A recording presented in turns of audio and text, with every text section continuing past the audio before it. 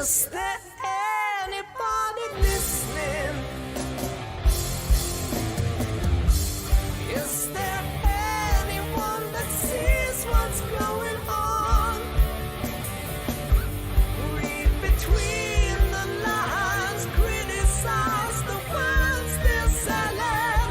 Think for yourself and feel the...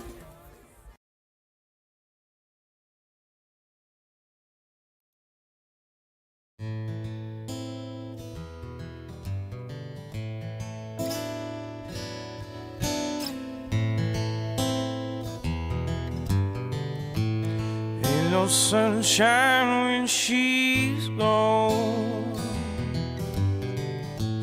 It's not warm when she's away. Ain't no sunshine when she's gone. And she's always gone too long. Anytime she goes away. Wonder this time where she's gone.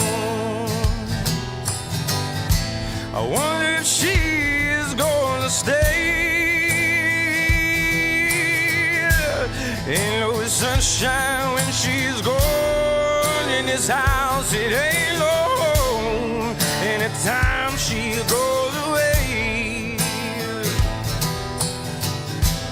And I know, I know, I know, I know, I know, I know, I know, I know, I know, I know, I know, I know, I know, I know, I know. Hey, you ought to leave the young thing alone. Ain't no sunshine when she's gone. Ain't no sunshine when she's gone. Only darkness every day. Ain't no sunshine when she's gone. She's always gone too low. Anytime she goes away. Ain't no sunshine when she's gone. It's not warm when she's away. Ain't no sunshine when she's gone. In this house it ain't no home. Anytime she goes away.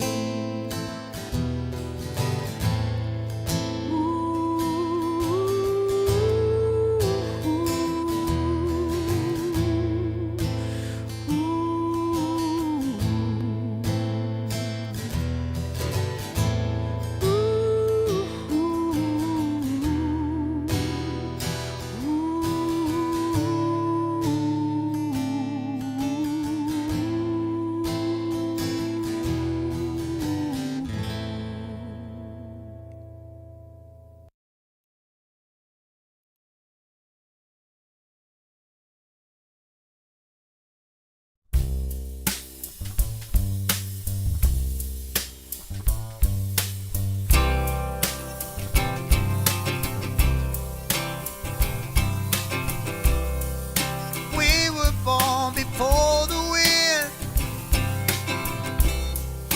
also younger than the sun. The body boat was one, we'll sail on into the misty.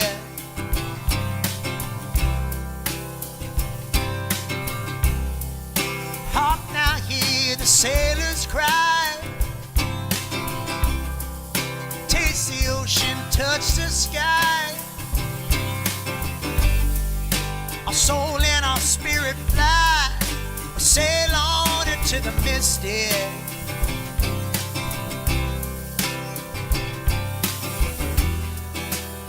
When that foghorn blows, you know I'll be coming home.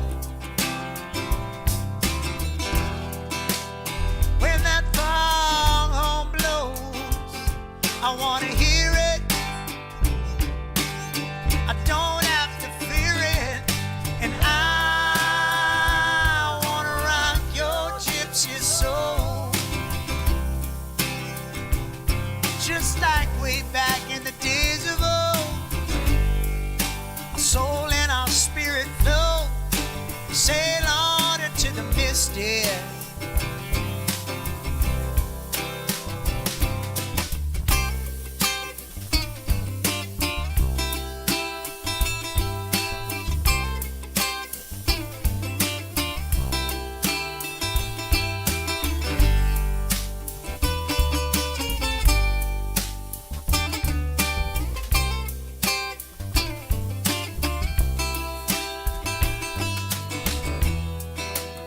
When that foghorn blows,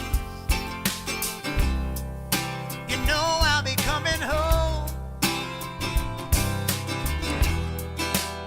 When that foghorn blows, I wanna hear it. I don't have to fear it, and I wanna rock your gypsy soul. Just like way back in the days of old. Our soul and our spirit flow, sail on into the misty.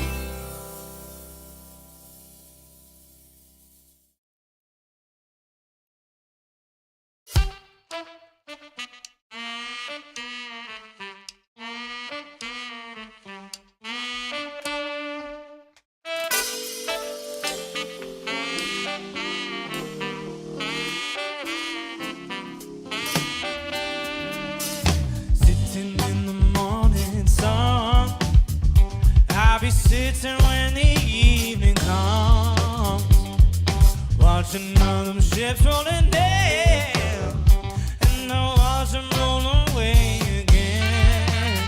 I'm gonna sit on the dock of the bay, watching the tide roll away.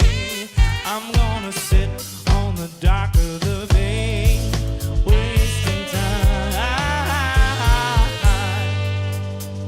Well, I left my home in Georgia, headed for the Frisco Bay. I got nothing left for, it looks like nothing's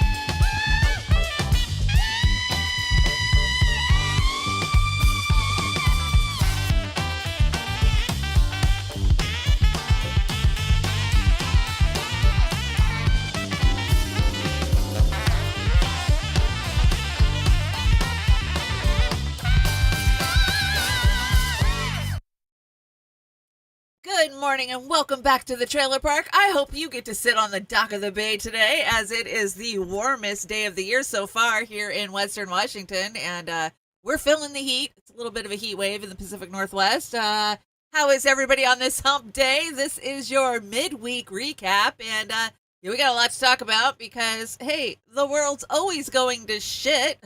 We're just covering a little bit of it. Hopefully we got launched in all of our places. Oz and I are in the process of switching streaming services.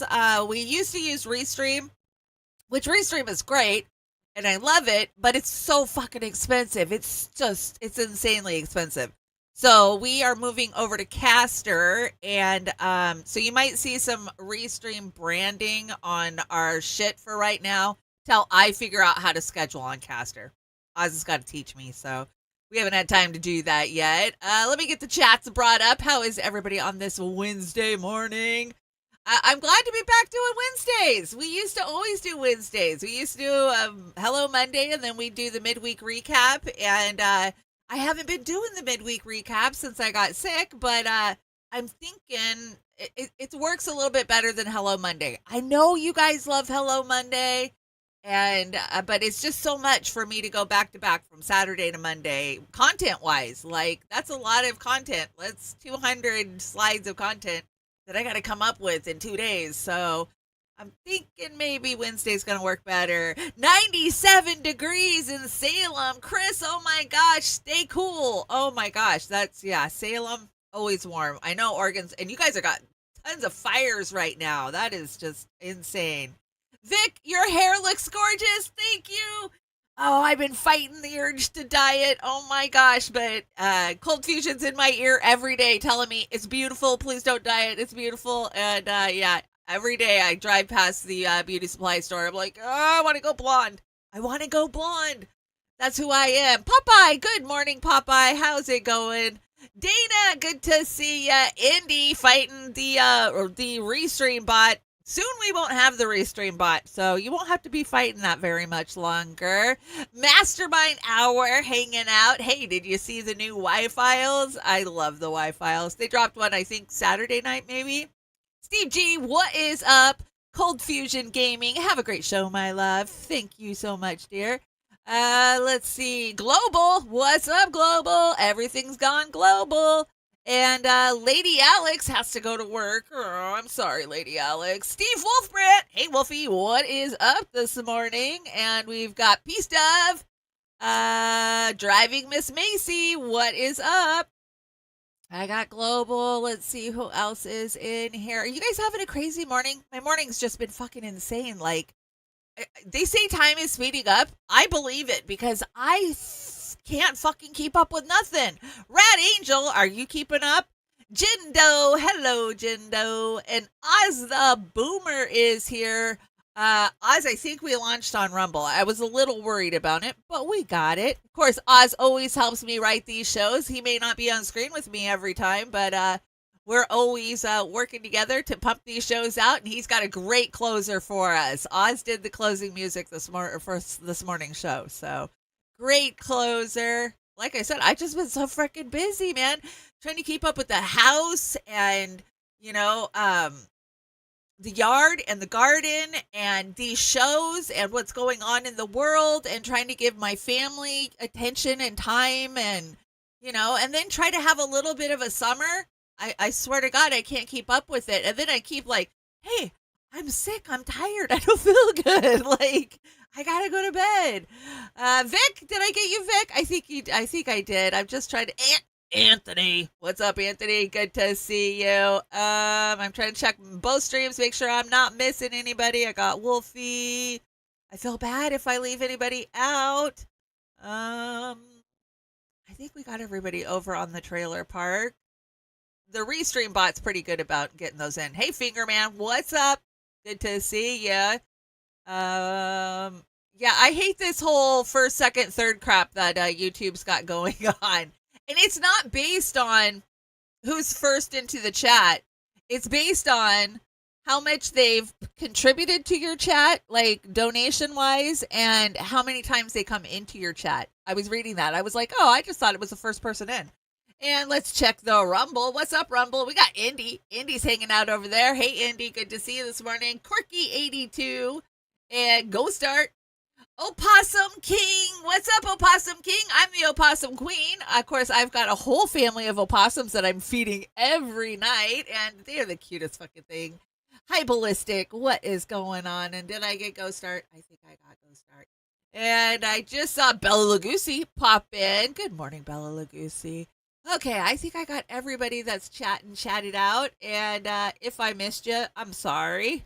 I'm sorry. Has anybody seen Kate lately? I missed Kate on Saturday, and I haven't seen her, so I'm going to reach out to her, because I always get worried about the peeps when I don't see them. I know it's summer, and everybody's got a life, so I try not to be invasive and reach out to you, but if I haven't seen you in a couple weeks, I will reach out. I'm like, are they mad at me? What did I do? Yeah. It's just that trauma from being a Gen Xer kid, I guess. Anyways, grab yourself a cup of coffee. Let's pull up the fucking headlines and talk about, I don't know, the apocalypse. Because, hey, let's face it, we're all living in it. So keep calm. It's hump day. And if it's Wednesday, but it's not raining, does that mean it's a dry hump day? I don't know. It's definitely not raining here. It is definitely a dry hump day in the Pacific Northwest. Yeah, no, Kate. I think she might be busy. I think she might be living a life like all of us should be, right? I hope she is anyways. I just hope she's well. Let's see. Did you know I went to the Land of Oz? Some of you guys haven't seen. I took 4th of July and I drove down to see the Boomer. And, of course, Hawkified, Miss Linda, and she does the amazing Yum Yums over at Beauty and the Boomer, and we've got a new one coming. I'm super excited. She's been working on it for a while. So, I got to hang out with the Boomer and Joey. Of course, Joey loaded me down with so much awesome stuff. I got a sourdough start and some great honeysuckle tea and some dandelion tea and dozens and dozens of farm fresh eggs. Like, oh, it was wonderful. We've been living on those eggs for the last 2 weeks, and they are the best. Oh my gosh. I gave a few to my girlfriend, and she was like, those are the best eggs I ever tasted. I'm like, I know. Joey knows how to make an egg, man. Anyways, I just wanted to share that we got to hang out with the Boomer. Of course, you guys know my luck. My freaking car broke down on the way home. It took me 7 hours. It would die every 10 miles, and then it wouldn't start for a half hour. And then wouldn't you know, I get it home. I mean, I limped that sucker home. Like, I didn't care. I was going to blow the motor up at the end. Like, I was doing 20 miles an hour, pedal to the floor, and it was just a spitting, spattering. And the next day starts up just fine. Check engine light goes off, and the damn thing's running fine now. Take it to town. It drives like it's brand new. But I don't trust it. I'm scared now to go further than like 10 miles in it because I don't want to break down somewhere. So, like, oh, fucking my luck. And then it's got to be intermittent. So I look, like I'm insane when I tell people my car's not running. What is it with technology? Anyways, if you want to help me out with these problems, there is my PayPal, my Venmo, my Cash App, and the GoFundMe link is in the description box down below. It's a PT Cruiser, a 2004. I bought one of those scanner things. One of you guys sent me the money to buy that. Thank you. I forget who it was. Was it Rat Angel or it was a while ago. It was like a year ago or something. But I got one of those readers to tell me what the check engine light is saying, and the damn light went off. So, I don't know. I'm going to drive it around and see if I can get the check engine light to come back on. Try to figure it out. I think it's like an O2 sensor or maybe a relay or something, because it was just so weird. It's so intermittent, and it runs fine, and then all of a sudden it just starts cutting out and losing power, and yeah, I don't know. It's something weird. Anyways, I'm headed into Seattle with my daughter and my granddaughter, it's a pretty good trek from here. And I had to rent a car because I don't trust my car to go. So that sucks. It's like, fuck, I just bought a car less than a year ago, and now I'm renting cars to go on trips because I don't trust my fucking car. Like, that is the luck of the trailer park. And if you live in the trailer park and you're poor, you understand, you fucking know. And when Bernie Sanders says most people can't afford a $500 freaking emergency, that was me on 4th of July. I called Oz and I was like, yeah, I'm broke down about 20 miles away. But I knew if I called a wrecker to come tow me home, I was 120 miles away from home.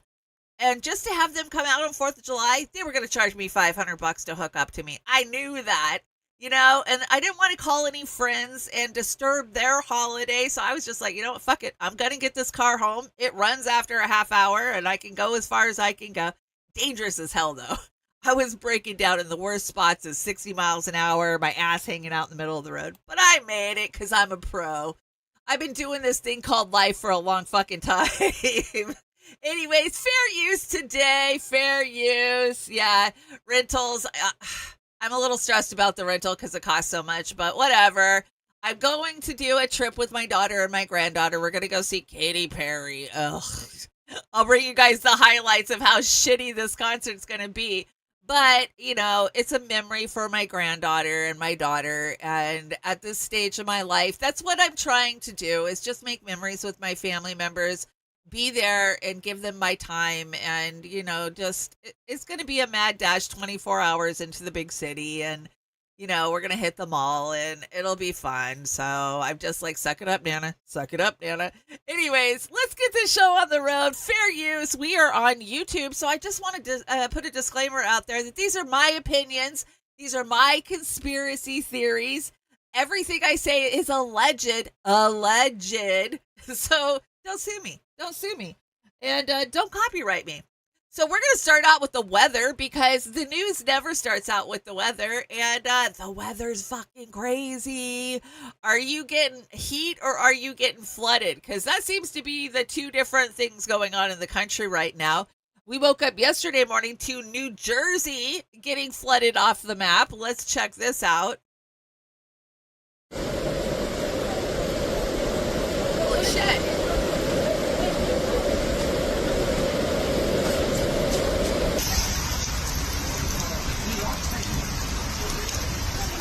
Yeah. Damn.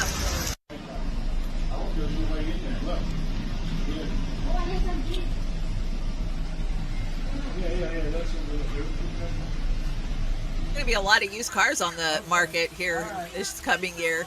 All the floods we've had.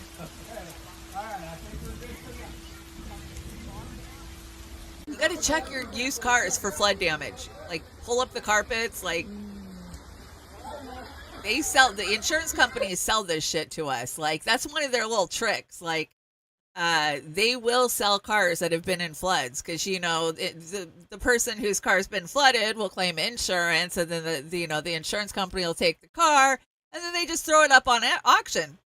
You think you're getting a great car, but it's full of fucking black mold and all kinds of nasty shit, not to mention how fucked up it is. But if you're in Jersey, oh man, I hope you're doing well. I've seen the crazy rain in Jersey in the summer. It's bad. Geyser, man. Look at how far up the cars it is. Damn. That's scary.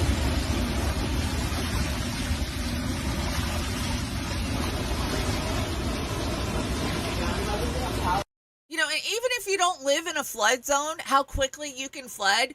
Just because maybe a sewer drain gets plugged down the way from your house, all of a sudden your house is underwater. I've seen it. I was at the Democratic National Convention, the Democratic State Convention in Tacoma, Washington, and a freak rainstorm came in, and the convention center flooded just because the drains were backed up further down the hill, and it was rushing down the hill right into the convention center. It was fucking crazy. One town got 7.8 inches of rain in a day, says Indy. Holy shit. That's like half the amount of rain that we get in a whole year, and I live in Washington State. Yeah, Popeye says, harp. Could it be weather modification? Could it be? I mean, we've been saying it for a long fucking time. We have been. Flooding in New York.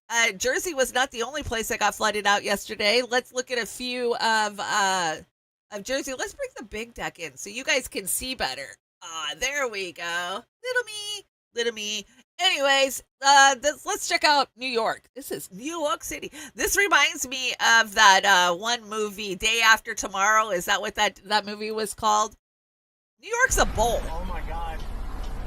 Holy crap, dude. Doesn't look as deep there. Oh, look at the subway. Damn. Never try to drive across water. Never. Don't do it. It's dumb.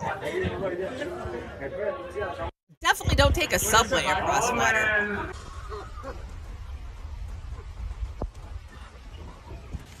That was a pretty big guy that was getting carried by a little dude. And don't go swimming in this shit. Full of sewer and toxins and oh my god, don't go floating. A good way to get sepsis or MRSA. Oh, was that the dancing Jews? Holy crap, look at how fast it was rushing. Whole town's flooded. Wow, that is crazy. But please, please, please, please do not try to drive across running water like this or standing water. For one, you don't know how deep it is. It could be a lot deeper than it looks. It's just not worth it. And you don't know how quickly that water's going to rush up and carry you away. We see videos constantly of people trapped in their cars or being swept away in their cars because of the freaking water. So, yeah, as we navigate the apocalypse and the end of the world, just cross water in your vehicle. It's not a smart idea. It really is not. So let's see. I got one more. This one's the subway. I want to say this one is the subway. Let's check this one. I said, welcome to New York. It's been waiting for you. Welcome to New York. Welcome to New York. Wow. If it's that high and you're in the subway car, what happens when the whole tunnel floods? You got no way out. You're trapped inside of a train, inside of a tunnel.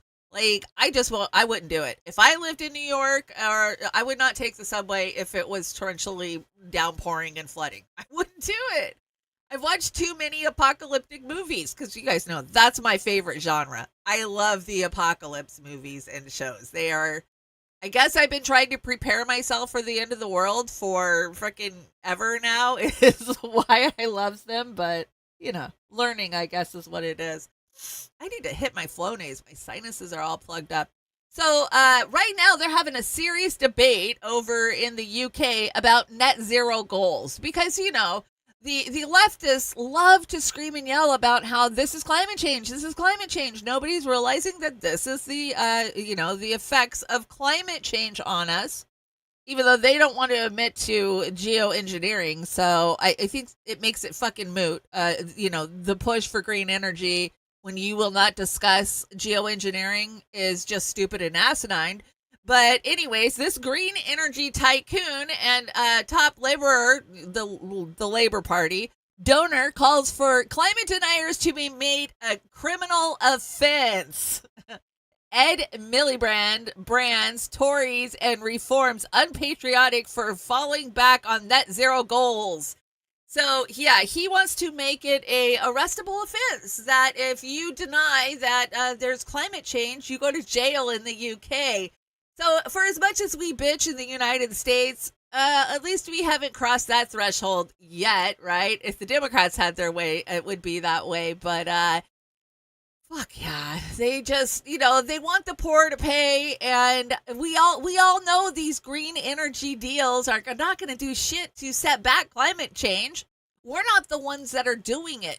It's these tycoons like this motherfucker that are causing it. If it is climate related in the first damn place, he's a tycoon who got rich off of solar and wind. Wind energy is his big thing. So yeah, fuck all the way off. We're on to you. We're on to you. So net zero to cost Britain's what is that? 8 billion pounds? 800 billion pounds? I don't know a lot about the pounds, but aren't they more than the dollar? I think they are. So spending on tech investments and lost revenue to cost public purse 30 billion pounds a year until 2051. So like I said, the poor and the taxpayers will always pay this shit. And what are they doing? They're making contracts with their buddies and the global fucking elites so they can fill their fucking pockets and nothing's getting fixed. Nothing's getting changed. They still take their fucking jets and their mega yachts to wherever they're going to go. And you eating a steak is the fucking problem. And driving your car 10 miles round trip to work every day needs to stop. And that's what they're going to do, you know, instead of just doing things like this. So this is, yeah, I can't see it. Let me make it smaller so I can see it. There we go. So it says, yet humans are cutting down 15 billion trees every year, driven primarily by agriculture, logging, and urban development. West Bank 2021 reported that, or World Bank. So obliterating the trees that sustain us and allow us to exist. Studies show that trees are the world's true air conditioners. That's what keeps us cool, is trees. Under the trees, temperatures can be 15 degrees or 15 Celsius cooler and measurable in ambient air. Shade and evaporation creates the same effect as in AC, but without electricity. So yeah, tree production. Let's see. It's okay. So I live in the Pacific Northwest. I know how many trees they're cutting down where I live. I know. I can see them. I see the hundreds of logging trucks that go by daily. And let me tell you, under the Democrats, we didn't see a lot of logging trucks going by. And that's our industry where I live. That is 100%. That was what this town was built on.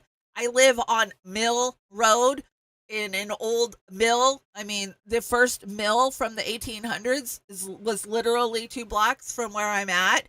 And we're a town based on timber. I also grew up in Shelton, which is another town that's based on timber. Basically, the whole Pacific Northwest on the west side, that's what it was built on. And we still have some old growth. We have a lot of second generation.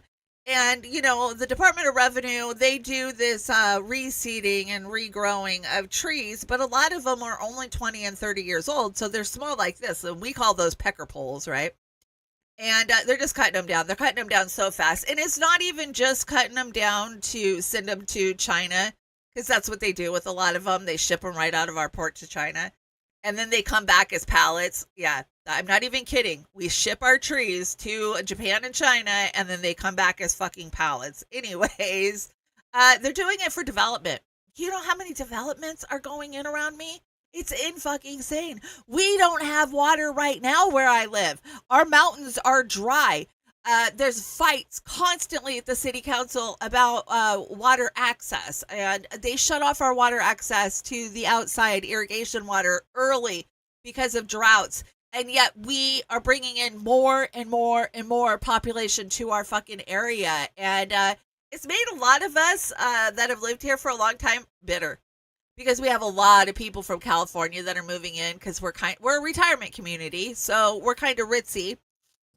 And you see a lot of bias and a lot of hatred of the people that are moving in. Like, these old biddies, man, they get snappy and sharp. If you're from California, they'll chew your ass out. Like, and even I feel it. I mean, I have to admit, I'm like, go the fuck away.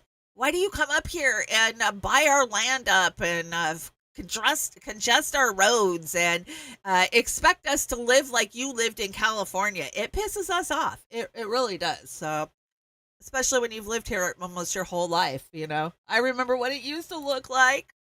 So anyways, moving on from that, that's not the only natural phenomenon that's going on out there. We got a shit ton of volcanoes popping off everywhere. Holy fuck, guys. Do you live by one of these volcanoes? I do.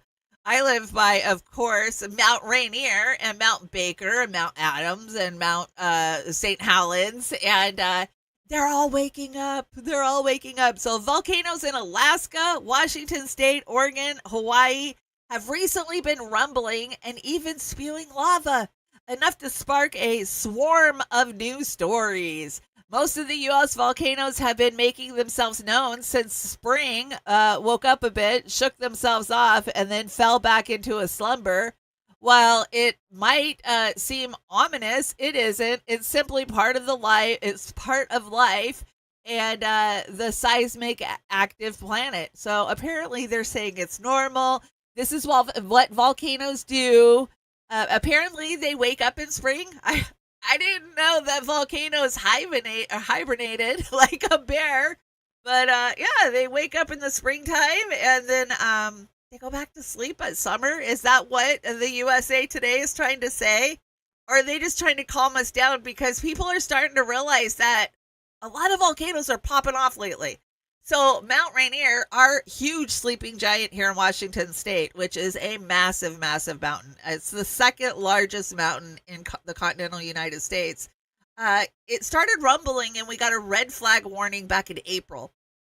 And I thought, well, that's odd because I've lived here my whole life and I've never seen that mountain wake up. And then all of a sudden, now we've had more swarm earthquakes this week than it's ever had, like that they've ever reported. And it just happens to coincide with one in Alaska that has been waking up in the Aleutian Islands and Hawaii. So, you know, we've talked about the Ring of Fire a lot. And I think the whole Ring of Fire is doing something, which is fucking scary because we have, the subduction ready to pop off out there about 50 miles off of the coast. And it could go at any time. And when it goes, because volcanoes just don't bring volcanoes and lava and, the glacier melt. What do they call those? Laharas, I think is what it's called. They bring earthquakes too. So, there's something definitely going on seismically under the Ring of Fire right now. And they can't deny it. They can't fucking deny it. There's just too much. There's too much. So I've been seeing all of these reports the last couple of days. Now, this came from Science something. I can't remember, but mysterious deep blob inside Earth may fuel deadly volcano eruptions. So volcano eruptions can destroy infrastructure. Well, wipe out entire cities. Yeah, we know that. Disrupt the climate for years. Yeah. So apparently there's this massive volcanic lava blob under the Ring of Fire. So that explains why when one's popping off, another one's popping off because they're all fucking connected. They're all connected.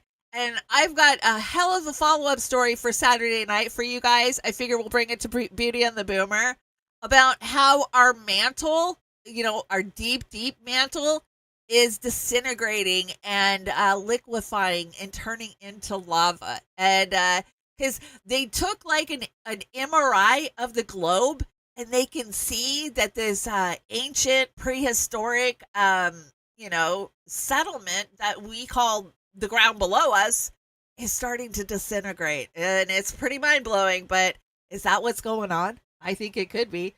A lot of people are saying the animals are leaving Yellowstone. Have you seen these videos? I've seen them debunked, but they're saying that there's a mass exodus of animals at Yellowstone right now. Maybe they know something we don't. They always say the animals know, right? Before an earthquake, the animals always know. I don't know. Every time my cats freak out, I look at them and I go, what? Tell me. like, why are the cats being weird? Is there an earthquake coming? What's going on? They always know. And scientists warn a doomsday tsunami is ready to strike. Well, I don't think it'll happen on its own, but if we have a major earthquake or volcano/earthquake, it definitely will happen.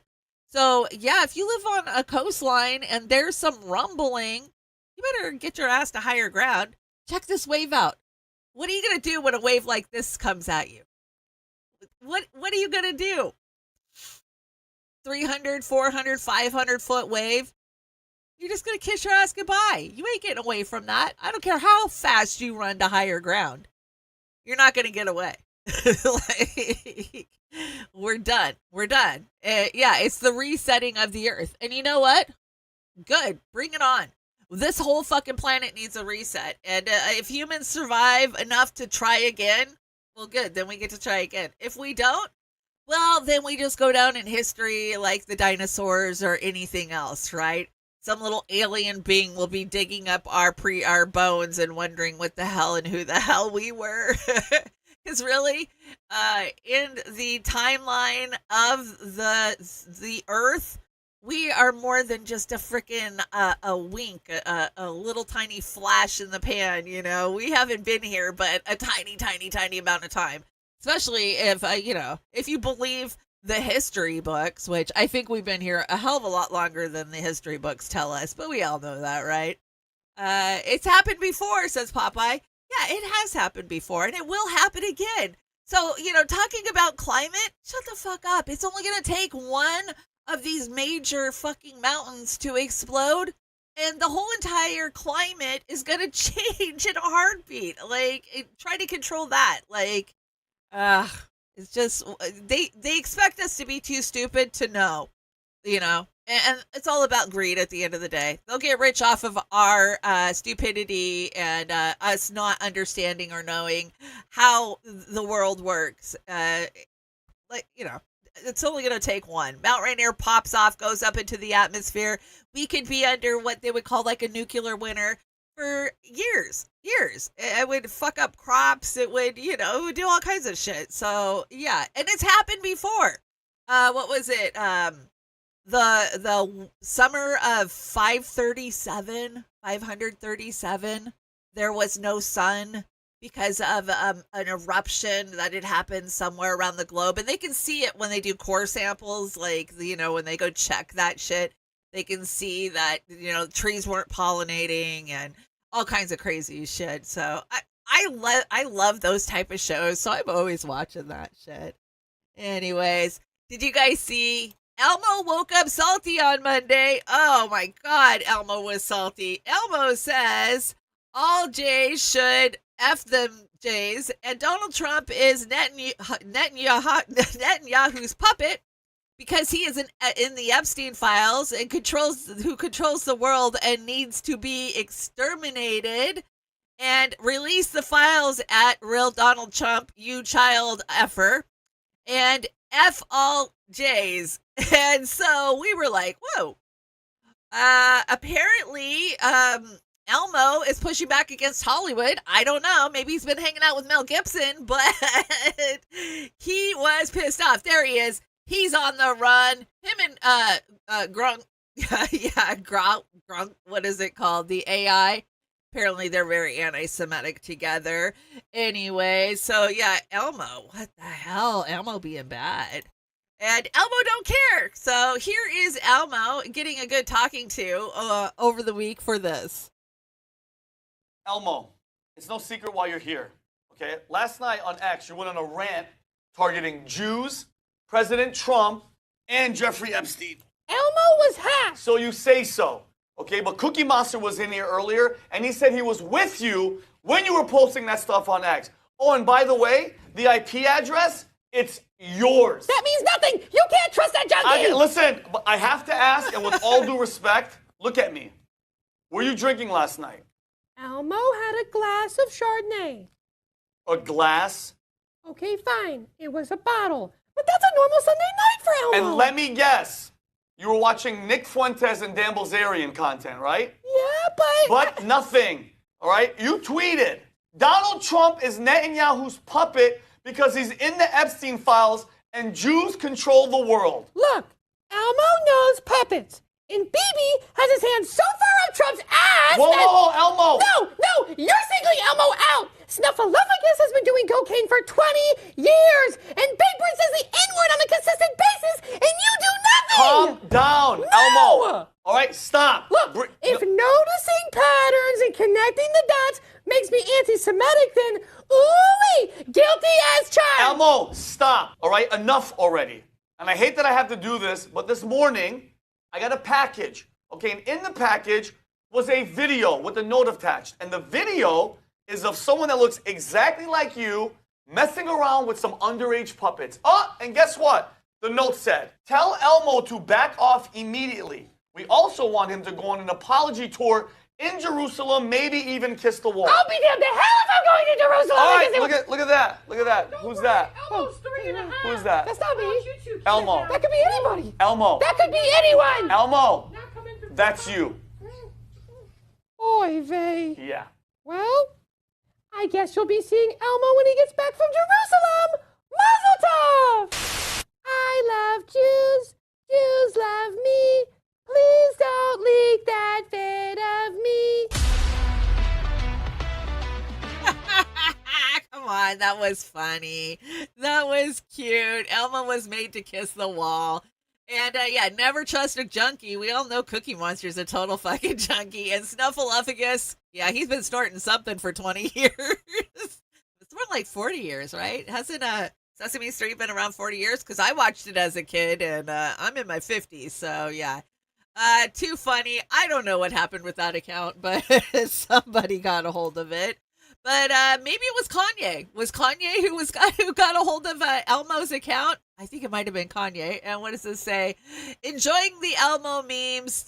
Still pissed about the Epstein. I'm really not pissed about Epstein. I didn't expect anything from the Epstein Files, but the Elmo memes were off the hook on Monday and Tuesday. They were pretty funny. So that was entertainment. I mean, we live for some entertainment after watching the world burn all week. Snuffleupagus was Big Bird's acid trip. That's a good point. Chris Al Jazeera said, what did Chris say? Chris said something funny about he's been getting fisted for years. yeah. Elmo's been getting fisted for years. Okay, let's talk about the stupid Epstein Files, because we know there's fucking tons of video out there. You know, I brought you guys 5 years ago. This shit's been, we've known about Epstein. I've known about Epstein for 10 years. 10 years I've known about Epstein and all of his shit. But, you know, I brought you the pictures of what the FBI left behind. That's just what they left behind, but we know what they took. They took hard drives, they took CDs, they took USBs. They had thousands, just like Bondi said, thousands of hours of blackmail video. I mean, you can't call it anything other than that, because that's exactly what it was. But now, all of a sudden, there's no list and there's no videos. We're not buying it. We're not buying it. But Trump says it's all just a conspiracy.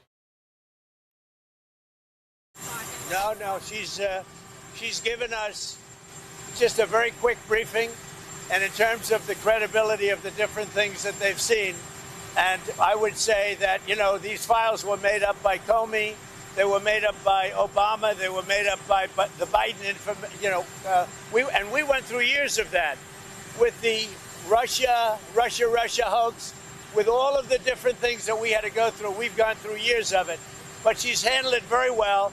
And it's going to be up to her. Whatever she thinks is credible, she should release. Yeah. So this is all Comey's fault. Comey made up all this shit. There was never any video. There was never any tapes. Yeah, Mastermind says they go back so far that there's VHS. Exactly. Since the 80s. You know, if you watch Johnny Vedmore, Johnny has done some amazing deep dives into how this all started, like going back before Epstein, like back to World War II, when the start of this shit happened, as we came out of World War II and the CIA was created and the State of Israel was created, and it was created at the same fucking time. And, you know, Epstein, he was a part of Iran-Contra. How do you think he got rich? He was running arms. Like, there's just so much to this story that people don't even understand or know. But, you know, Trump says Donald Trump has released a statement proving that he never met Jeffrey Epstein. Remember when he took the Sharpie years ago and was like redrawing the map? Yeah, that's what he does. Yeah, it's a little strange. And you know what's a little strange? That the one person who's been prosecuting all of these supposed traffickers like Ghislaine Maxwell and even P. Diddy is Comey's daughter. Oh, it's just a quinky dink. These strange coinky dinks that happen in our world. Isn't it strange? It's almost like they're trying to clean house. They're trying to get these videos and tapes back for all of the elites, all of Hollywood, and then they just want the story to go away like it never existed. It never happened. So the fuck off pie today goes to none other than Alan Dershowitz, because he's claiming there is a list and he's seen it. He's seen the list. Well, yeah, he's seen the list. He was Epstein's fucking attorney. Who do you think brokered the sweetheart deal? None other than Alan Dershowitz. That's right. So he needs to fuck all the way off. So you guys, I don't bring a lot of JP. I don't agree with them on a lot of shit, you know. Sometimes I do, sometimes I don't. But I brought this just for the Alan Dershowitz clip. So let me tell you, I know for a fact documents are being suppressed. And they're being suppressed to protect individuals. I know the names of the individuals. I know why they're being suppressed.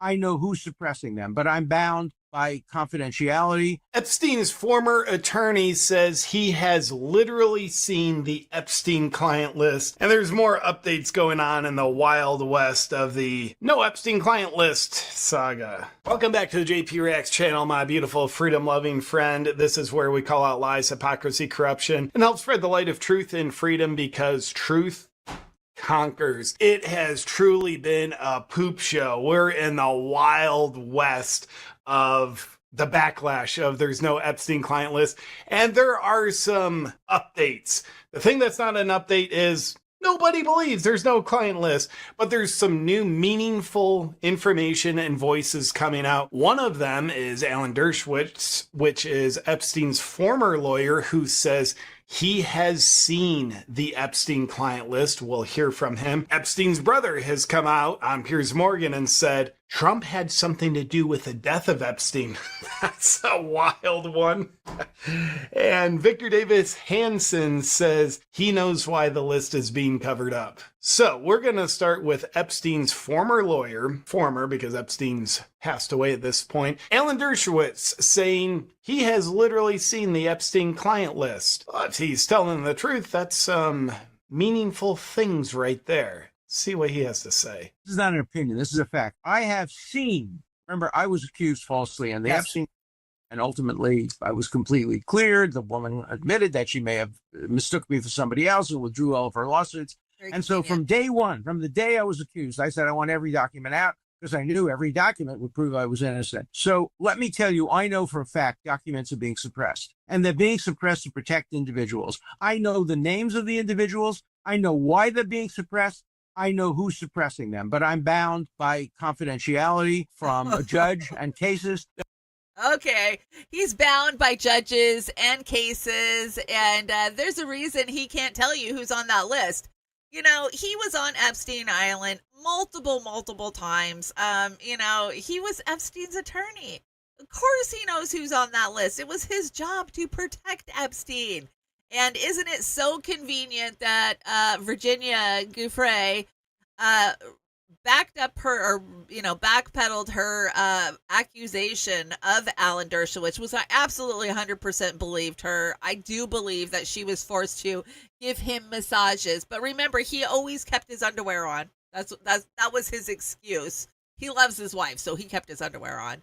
And then, you know, after a big payout, she said, well, no, I got it wrong. And it wasn't Alan Dershowitz. I must have mistaked him for somebody else.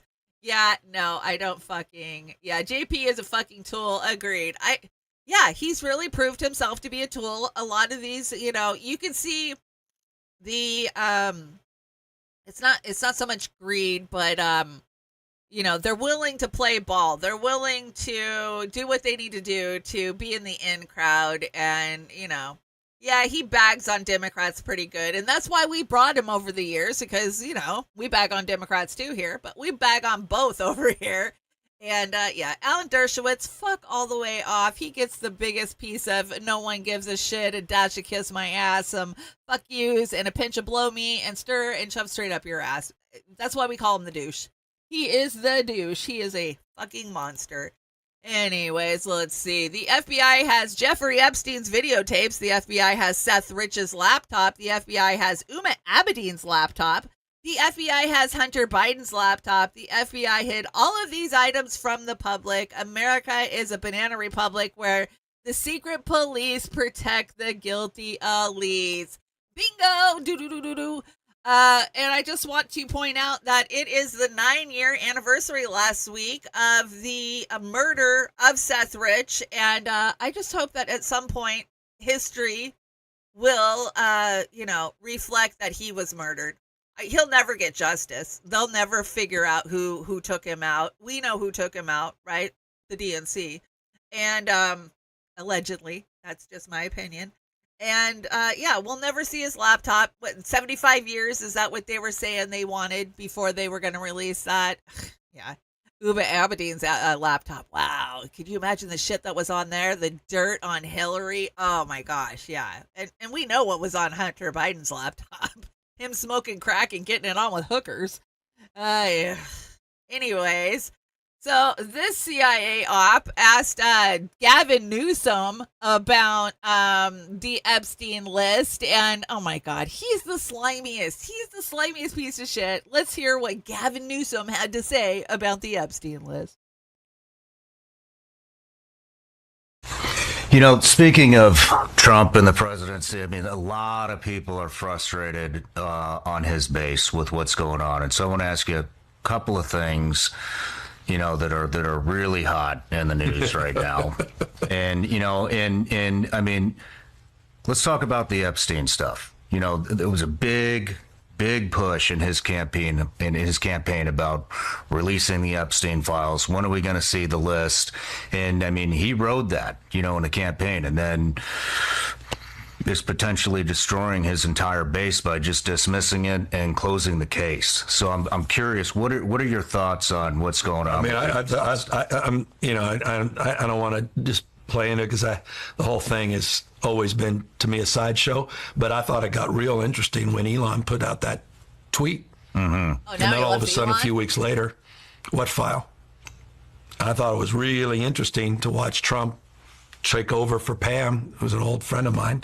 Don't want to get her fired for saying that. One big club. Bondi, the AG, and she was asked a direct question about it. Trump defensively jumped in. That was the most defensive I've seen him in a while. So what do you think is going on with that? I don't know what's going on, but I know think the rumors. Was it a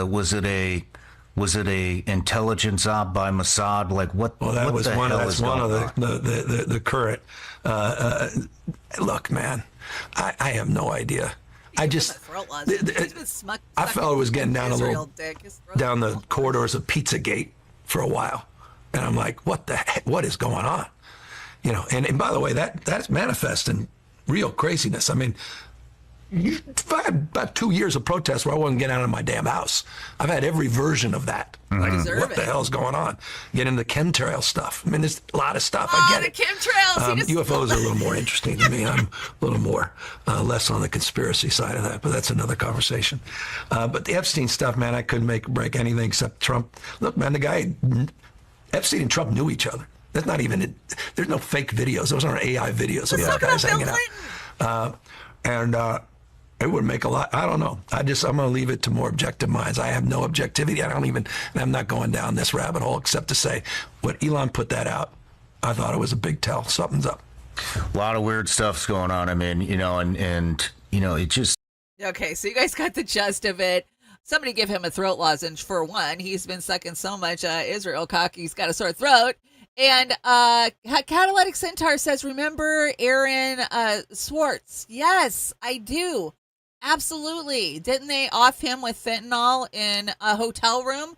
Yes, he was another one. He was right there with Seth Rich. I absolutely agree that he gets left out of the story of what happened with the DNC. And oh my God, there was so much shit that was wrong with that answer. Like, don't bring up Bill Clinton at fucking all. And I love how he conflates Pizzagate with fucking chemtrails. What? Yeah, because you know what the fuck you're doing to California, and you know you're geoengineering the shit out of it, you little piece of shit. So you just got to throw it out there that we're crazy conspiracy theorists when we can look up in the sky and see what you're fucking doing to us. So slimy. So slimy. But if anything you take away from that clip, it's one big fucking club. Come on. He's like, oh, my good friend Pam Bondi. Yeah, we know. Yeah, he was on Fed Podcast. Yeah, this is totally 100% a CIA op podcast. Whatever narrative they want to put out there, they do it with this guy. I don't even know this guy's name. I catch his clips. I bring them to you guys, but I 100% know he's a Fed. So in my conspiracy, So, Alex Jones, he's king of the conspiracies, and he had some stuff to say about the Epstein Files this week. I'm glad to see he's not driving somewhere. He must have finally got where he's fucking going, because normally he's reporting from his big old souped up, Charger, Challenger. You can tell it's something with a Hemi. But, let's hear what Alex had to say. I would give Trump an F in the last month on his handling of the Epstein case. Everything they've done has created a giant Streisand effect. That said, though, he made a point in a Truth Social post yesterday that the Epstein file has been controlled by the Democrats, and only what they want to be known is going to be in the file, just like Russiagate and all the other hoaxes. I had always pointed out that they could delete anything they didn't want to be seen, but what about adding things that they wanted to be seen? FBI reports, not any real evidence, but things that spin it. And that's what Trump said yesterday. So I'm not in the business of being an apologist for Trump. I've been a major critic. But this has to be investigated. This has to be looked at very, very deeply. I did a big live stream earlier today that is very, very important. We're going to be going over more. And I want to respond to how Trump has fumbled this, but also want to respond to how I think he should handle it, all coming up here today. But this is a big deal. As Bannon said, we could lose 40 seats in the House with this fiasco. This continues because, unlike the Democrats, we have morals and we don't become complicit in cover-ups. But is there a cover-up? What's happening? We're going to figure it all out together as we work in every single angle of it. Be sure to follow me on the next Alex Jones. Be sure to watch the live stream I just did. Oh, shut up. Don't watch these live streams. Don't. But I love how they're spinning this and now making it about the Democrats. What are the Democrats going to do to these files? Are they going to put a bunch of FBI reports in there? Are they going to make shit up? It's one big fucking club. And the Republicans should be fucking scared that they are going to flip it. But does it fucking matter? No, it doesn't fucking matter. Both of these parties only live to fuck you. That's all. That's all. Which way are they going to fuck you? That's from the left or from the right. They're just going to fuck you either way. So whose fault is it? Dan Bongino, Patel Cash, and Pam Bondi all pointing the finger at each other. Yeah, it's their fault. It's all their fault. Yeah. So, Alex, he's so scared. He is so scared. So Whitney Webb, she's been a little quiet lately. But we love Whitney because she really knows what's going on. And if you ever read her book, One Nation Under Blackmail, or Blackmail, One Nation, you know what's really going on. And that is a thick, meaty book. Believe me, I know. I have it. Anyways, she says, given that a lot has sure happened since I have been on medical and maternity leave. Yes, I'm alive. I just have not been active on Twitter for a while. Well, Twitter X. I feel now is a good time to announce that I have been working on a series of articles over the past year that will provide a lot of new information and context to the Trump-Epstein relationship, and also the very significant ties of Epstein to close friends of Trump, including at least one that has been appointed to an important post in his current administration. Also, there are some revealings that will be quite troubling for Andrew Cuomo. Oh, no, not the Cuomo. Unlimited Hangout will begin publishing these articles over the next few months, including in the upcoming printed magazine for Unlimited Hangout, to be announced soon. Ah, cool. Unlimited Hangout's going to have a magazine. I would read it. So good to know. I will be keeping an eye out on those. Definitely for you guys. We got a few memes here. Biden is sharp as attack. Epstein has no clients. You two are just dumber than a bag of hammers. And that's the way we see it. Isn't that the way we see it from the trailer park? They're both just dumber than a bag of hammers. I was at food bank, yesterday? No, the day before yesterday. And one of the volunteers was talking to me, and you could just tell. You could tell where she stood. She brought up Rosie O'Donnell. She's like, oh, we're all going to have to move just like Rosie O'Donnell did. And I was just like, oh, God. If you believe into any of this shit, you are controlled. You're 100% controlled. Stop buying the narrative. So wouldn't you know that Ghislaine Maxwell thinks that she should be let go? She should be let out of prison because, hey, if there's no list, then what am I convicted of? Who am I convicted of trafficking to? To Epstein. That was the point, dumbass. Anyways, do you think Maxwell will testify in Congress? And if so, what will she say? Well, I don't think that the one big club, because it's one big club, will ever let her get on the floor of Congress and open her fucking mouth, because she could take down both fucking sides. No goddamn problem. So that is never going to happen. It's never going to happen. And, you know, will they let her out? I'm not even convinced that she's in a prison. I'm really not. I'm not. She could be sitting on an island somewhere for all I know, well protected, right? For keeping her mouth shut. So Epstein's friends who want us to feel powerless and afraid. That's why I like to remind people that we outnumber these satanic pedophiles, and they're terrified that we'll figure that out. And that's exactly it. We outnumber them, and people are waking up to the fucking truth. When I would tell people in 2017 just how sick our fucking global elite were and what they were doing to children, people would look at me like I was fucking insane. And you guys can go back to my very first cast from 5 years ago, and I'm bringing that shit up. And I remember Oz looking at me like, should we even talk about that? Now it's commonplace. Everybody fucking knows it, right? Because of the shit that has come out. So we're waking up to it. The public understands.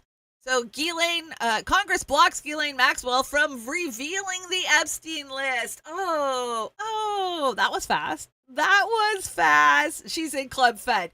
Yeah, Lady Alex, you know she is. In no way are they ever going to let her in front of the American people to tell us the fucking truth. It's never going to happen. So, whoever's got that shit in their mind, shut the hell up. Get the fuck out of here. Stop it. Stop it. That just tells me you don't have a clue of what's going on. Still waiting for people to figure out that you don't need a list when you already know which country is blackmailing your politicians. Do you need a list to know? No. Just go ahead and look at the donation accounts of every asshole that is elected in our fucking country. If they've taken AIPAC money, they're owned. And a whole shit ton of them are owned. What, like 80%, 85%? It might even be higher than that. So I just wanted to remind you guys, it's been a year since the tragic day that Trump's ear was shot off. Yeah, it's been a whole year. Can you imagine? Fuck. I don't buy this story. I still don't. We've never got any more information from this guy, right? Remember back in the day, like 60 Minutes and all of these so-called hard-hitting news agencies, they would have gone over the history of this shooter. We would have had some kind of narrative of who he was, where he came from. As somebody who follows true crime and wants the information and the psychology of these people and how they got to where they were, we don't hear fucking boo about any of these fucking people. The guy that took a hammer to Pelosi's husband, never heard a word about him. The guy who shot at Trump, never heard a word about him. It makes me think that they're all staged. It does. And where's the scar, Jilly? Where's the fucking scar? For as much blood as he bled out that day, where's the fucking scar? Yeah, I don't know what that was, but it got him elected. It definitely got him elected. I do believe that. I 100% believe it got him elected. So let's face it, this is the real Oval Office. It is. And it doesn't matter. It doesn't matter if it's Trump in there or Obama or Clinton. It is the real Oval Office. Because you can go back and there's connections to every one of these fucking presidents that we have had since the fucking 90s with Epstein. Even Reagan, guys. Even Reagan. And if you went and you watched the Catherine O'Brien interview with Jimmy Dore last week, holy shit, I never thought Jimmy would interview somebody who would talk about the actual CIA connection and MK Ultra. That was an amazing. I've got clips. I'm going to bring them on Saturday night. But she calls out Gerald Ford. So this stuff has been going on for decades and decades. Like I said, it goes back all the way to World War II, probably way even before that. So yeah, check out that interview. I was shook that Jimmy actually, because she was the fringe of conspiracy theories for many years. I've known about her for probably 15 years. I had a friend who was friends with her, and she was like, yeah, that interview was wild, Honda Salty's Digital Dive.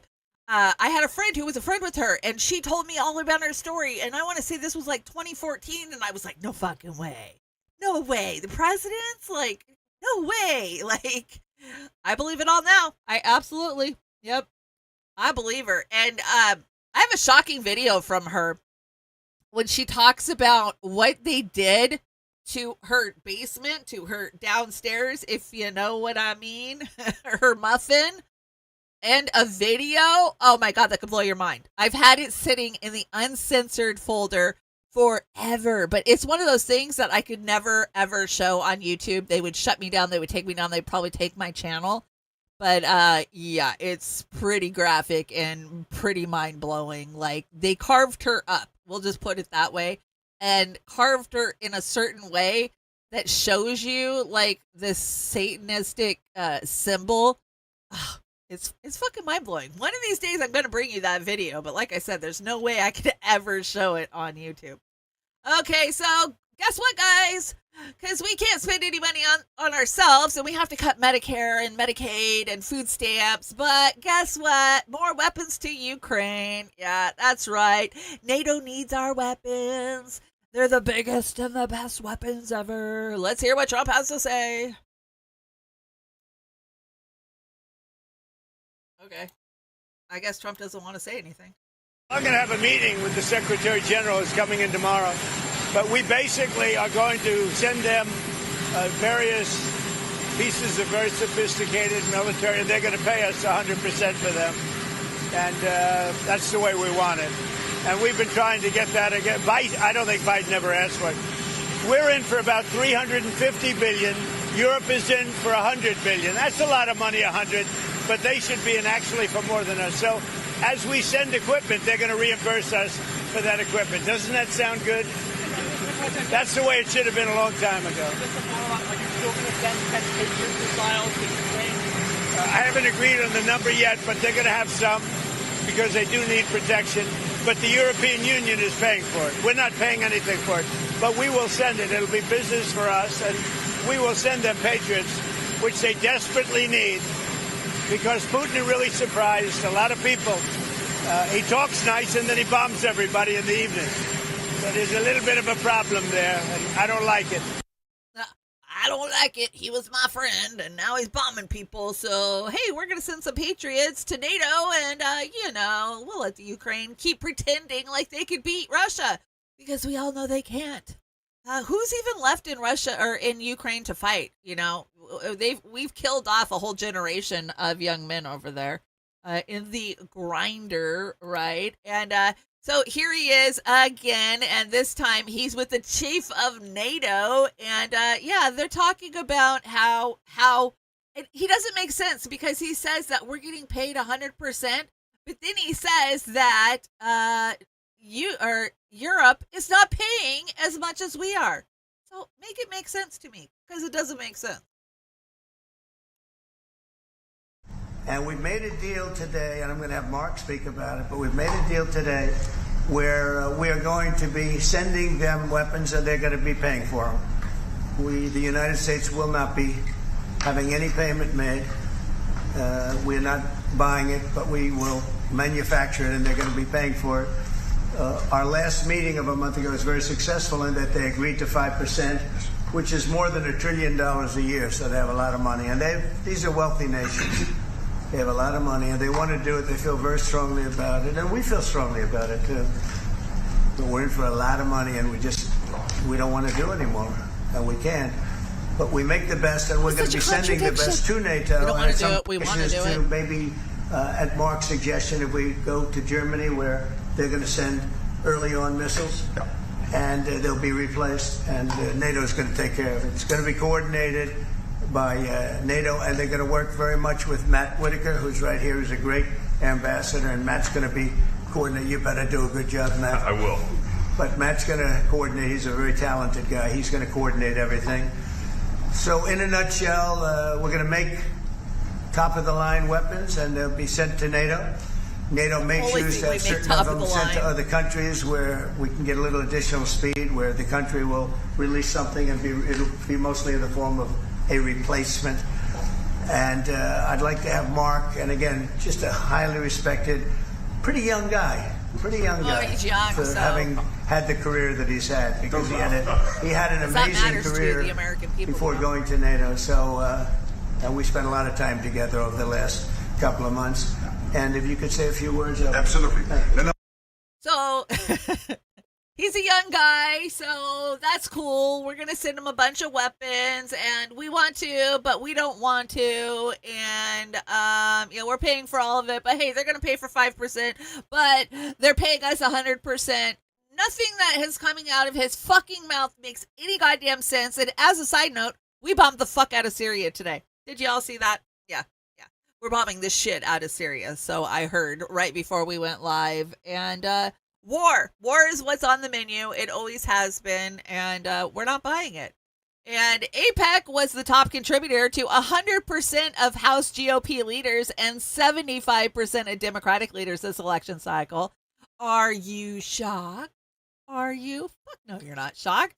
And look at how little it takes to buy these motherfuckers. This is Brandon Gill. Let's see. He is House Representative from Texas. And $26,000. $26,000. That's about how much I make on Social Security every year. A little bit less. So for the price of one American on Social Security, you can own your own politician. Yes, that's right. That cheap. That low price. Fuck off Zionists. Yes, exactly. I brought us a Jeffrey Sachs clips. Jeffrey Sachs is a little salty in this one. Let's see what he has to say about all this. We are run by the military-industrial complex. Trump is a sideshow. What Trump has done in recent weeks with Ukraine, with the Middle East, with China, with Epstein tapes, with all of it, is just fall into line as presidents are supposed to do. MAGA is, turns out, it's a campaign slogan, of course. It's nothing new. It's a continuation of the deep state. And the deep state has led us to one war after another. Yes, military stocks are soaring. The Israeli stock exchange is soaring. Can you believe it? Israel's at war. It's disrupted. But the war profiteers are making a fortune. And this is what runs the American show now. Not Trump, not Congress, which is irrelevant, not even a sideshow.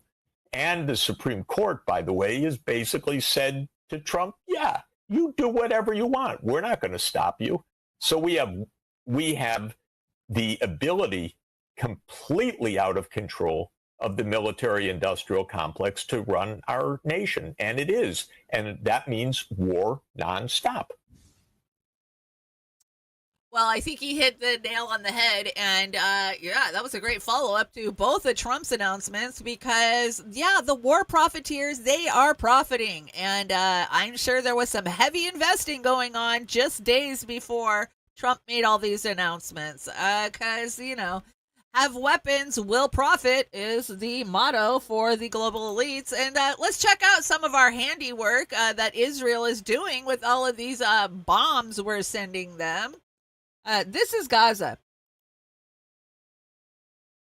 What's left to bomb?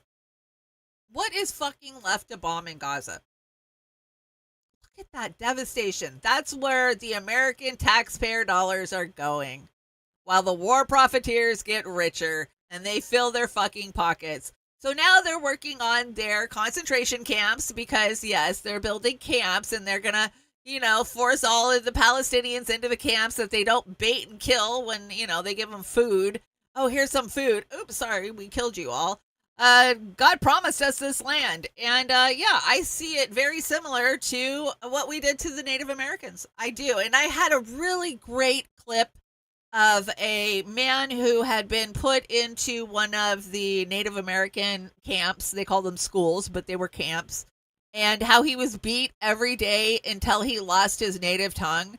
And for some reason, that clip would not load into my Google slide deck for nothing. I just think Google was blocking it. I tried 3 different times. I tried different ways. It would not load. But hopefully I can get it loaded for Beauty and the Boomer. I don't know. Sometimes they don't want me telling you guys stuff. But I just want to say David Icke called all this shit out 20 years ago. And, you know, if David Icke was such a crazy conspiracy theorist with his reptilians control the world, why the fuck is he banned in like 32 countries? I mean, why ban somebody who's just crazy talking? That's a good question, if, you know, I think. So let's hear what the old David Icke had to say about it. World wars change worlds. And if you have a global agenda, then global problems allow you to offer global solutions. This is an agenda that's projected a long way forward. The Muslim world being brought into a war with the political Zionism, what today we call Israel, and that this would, you know, in my terms, create a vortex that would draw in the world, in our terms, America, the European Union, NATO, into this war. I mean, I know it's hard to believe for anyone frickin' sane. And then you've got what I've been saying now way back in the 1990s. The idea is for this Third World War to involve Russia and China against the West. And what's opening up in the Ukraine, while all this is starting to go on in the Middle East, 10 years ago. is another front against Russia. The United States is preparing for a war against Russia through Ukraine. He called it 10 years ago. What they plan is to try to take Crimea back. Saudi Arabia and Qatar, who are 51st states of the United States, there are many of those, mind, funding this ISIS and funding this terrorism, while the Americans, who could tell them to stop any time, are saying, are condemning the very terrorism that their 51st states are supporting. Well, the picture's so bloody obvious. It's a setup. When you look at it from this perspective, what is happening in the Middle East is not random. None of it's been random. Libya's not been random. Syria's not been random. None of it. And ISIS certainly isn't random. It's part of this long-term plan to take over the world by creating enormous chaos to which they can offer the order out of the chaos, their order, their new world order. And when we realize that, we can see that events are not random, but coldly calculated. These people are sheer, undiluted evil. And people need to understand that. Otherwise, they will reject that anyone could do what they're doing and kill and maim and slaughter so many people. They can do it because they have no heart, they have no empathy, they have no emotional compassion, and thus mayhem is their currency, and they have no emotional consequence. They are not like us, so don't judge what they'll do by what you would do, because it ain't the same thing. Damn good clip. That was We Are Change interviewing David Icke over 10 years ago. 10 years ago, he called that we would use Ukraine to go after Russia to prompt World War III. He calls out Saudi Arabia. He calls out Qatar. He had his finger on the pulse of what was really happening. So call him what you want. Call him what you want. David Icke, he knew back then what was going on. Jackie H says, teenagers in Tel Aviv are burning their draft card. Good. Mastermind says, Shanda, I will DM you a website to strip out videos. Thank you. I can use all the help I can get. I have a problem ripping video off of Facebook. I ended up with a fucking virus on my computer this week trying to rip a video. And I had to reset shit and who knows what it fucked up. Like, yeah. If you've got ones that don't have a bunch of junk on them, I will take them. There is some good ones, but there's a lot of bad ones out there too. Now, do you guys remember this guy, Mandy? What is his name? Mandy. Starts with a P. You guys will tell me in the chat. Anyways, he was on Criminal Minds. He was on like the first few seasons, or maybe the first season of Criminal Minds. Very outspoken Jew, and this is what he had to say at a conference this week. And I think that all people who identify as a Jew need to hear this. And I ask Jews all over the world to consider what this man, Benjamin Netanyahu, and his right-wing government is doing to the Jewish people all over the world. They are endangering not only the state of Israel, which I care deeply about and want to exist, but they are endangering the Jewish population all over the world. He is the most dangerous thing, not just since October 7th. It has been a deeply troubled situation. And endangering the Jews by endangering those in Gaza. And to watch what is happening for the Jewish people, to allow this to happen to children and civilians of all ages in Gaza, for whatever reason, is unconscionable and unthinkable. And I ask you Jews everywhere all over the world to spend some time alone and think, is this acceptable and sustainable? How could it be done to you and your ancestors, and you turn around and you do it to someone else? Exactly. Great clip. I love that clip. That is the true point. How could you do it to somebody else after it was done to you? How could you have that much hate and evil in your heart if you have a loving God? I don't understand. Yeah, I know it started with a P. It's Patikin. Yeah, I loved him in Princess Bride. He was, yeah. I don't think you understand the meaning of that word, right? Yeah. Oh my gosh, he's aged well, hasn't he? Anyways, great clip. Photo. Pro-Palestinian activists at the CDMX toppled Netanyahu's wax figure and drenched it in red blood. Aw, poor Netanyahu. You're lucky they didn't melt it, right? Too bad it's not like the movie Wax Museum where he was actually under there. That was a creepy-ass movie. Both of them. Didn't they remake it? They remade it with Paris Hilton in it. Yeah, it's terrible. Government elites, government citizens. That's exactly true. And the most effective way to destroy people is to deny and obliterate their own understanding of their history. We've always been at war with Oceania. Yeah, exactly. What's up, Chris Foster? Good to see ya. I see a couple of you popping in that I haven't seen for a while. Barbara 420. What's up? Good to see ya. Screw Google. Yeah, screw Google. El Rogel, and let's see, of course, Jack H, and I thought I saw somebody else. Sean the Accord, Lord Miller, what's up? Good to see all y'all. What's the boomer saying? Blinken is performing here. He says half of what he needs to say. He focuses like a good actor does to place all the blame on Netanyahu when his Zionism is a problem. Oz the Boomer, you get the freaking gold star for the day. You nailed it. I see that. Absolutely. He puts the emphasis on Netanyahu and not the Israeli people who are promoting this shit. We've seen the polls of the Israeli people and 89, 90-something% of them support this Zionist fucking agenda. So good call out, Oz the Boomer. Moving on, what is this? Richie Medhurst, did you see this? Love him or hate him, Richie Medhurst is one of the few journalists that is on his way into Tehran. He is on his way to Iran. So he's going there to be, he is going to see what's going on. I am one of a handful of foreign journalists who have been given access to Iran. I will be reporting on the impact of Israel's strikes in upcoming days. So I will be looking for his reports. A lot of people think he's some kind of Fed or whatever. I don't know. I just know when it comes to Iran, he understands the history, so better than I do. Iran says it will work with the IAEA, but inspections may be risky. So they're saying, hey, we'll go back into an agreement and we'll let inspectors in. And I read the article, Reuters, and they said, look, there's a lot of fucking danger of the inspectors coming in here because they might get radiated because shit's been bombed and there might be shit leaking. Like, that was the gist of what I took away from it.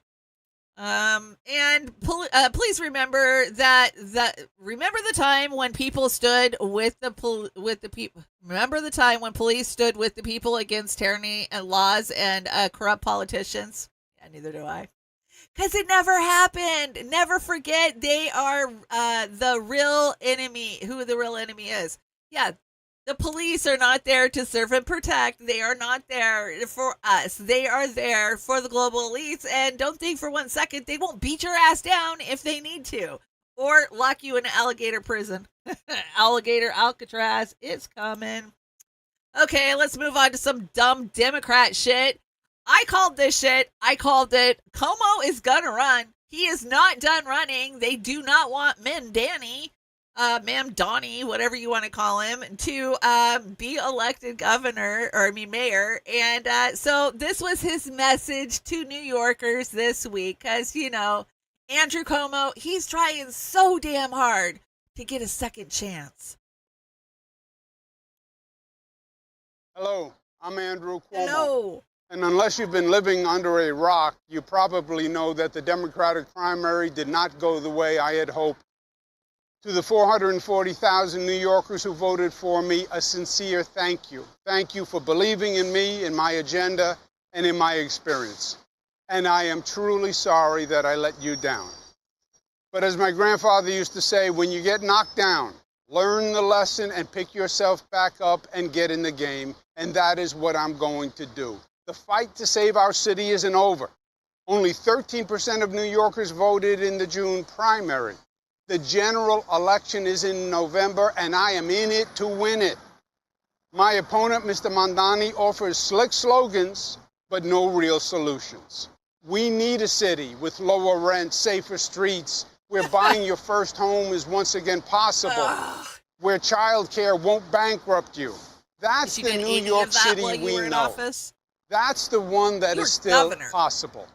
You haven't given up on it, and you deserve a mayor with the experience and ideas to make it happen again, and the guts to take on anyone who stands in the way. Every day I'm going to be hitting the streets, meeting you where you are, to hear the good and the bad, problems and solutions. Because for the next few months, it's my responsibility to earn your vote. So let's do this. I'll see you out there. Oh my God, this should have been the fuck off pie, but Dershowitz outbeat him. Oh my God, fuck off. Yeah, is he going to run independent? He doesn't say that, but he doesn't say he's giving up either. He's going to meet you where you are, and he's obviously setting himself up for another run. But let us not forget, it was the Democrats themselves that sacrificed this motherfucker. They ran him out of office. They are the ones who said, oh, you groped, you got to go. They are the ones who Me Too'd him. So he's trying to make a comeback. He's trying damn hard. And, he points out that only, a tiny percent voted in the primary. So that's not your true wish. I will keep an eye on this bullshit race and let you know how it goes. Because it doesn't matter if Ma'am Donnie, whatever you're calling him, gets in there. He's just going to be a fucking Democrat. He's already picking Obama's advisors to advise him. He's a Democrat. Do not get duped by the Democratic Socialists of America. Do not. They are not socialists. They are just Democrats. We know this. They were co-opted a long fucking time ago. I used to think in the very beginning of my political dealings that, oh, hey, they're socialists. The fuck they are. They're Democrats. The Democrats own them, they pay for them, and they control them, just like they do everything. So, meanwhile, in LA, Hellfire and Babylon has came. Let's look at this little concert. I forget what it was called. God dang it. It's a concert. It's like a festival. But check out the homeless. The amount of homeless that are encamped around this party of Babylon. And I call it that because there was so much symbolism inside of this fucking concert. I mean, it's straight up a worship of the Baphomet.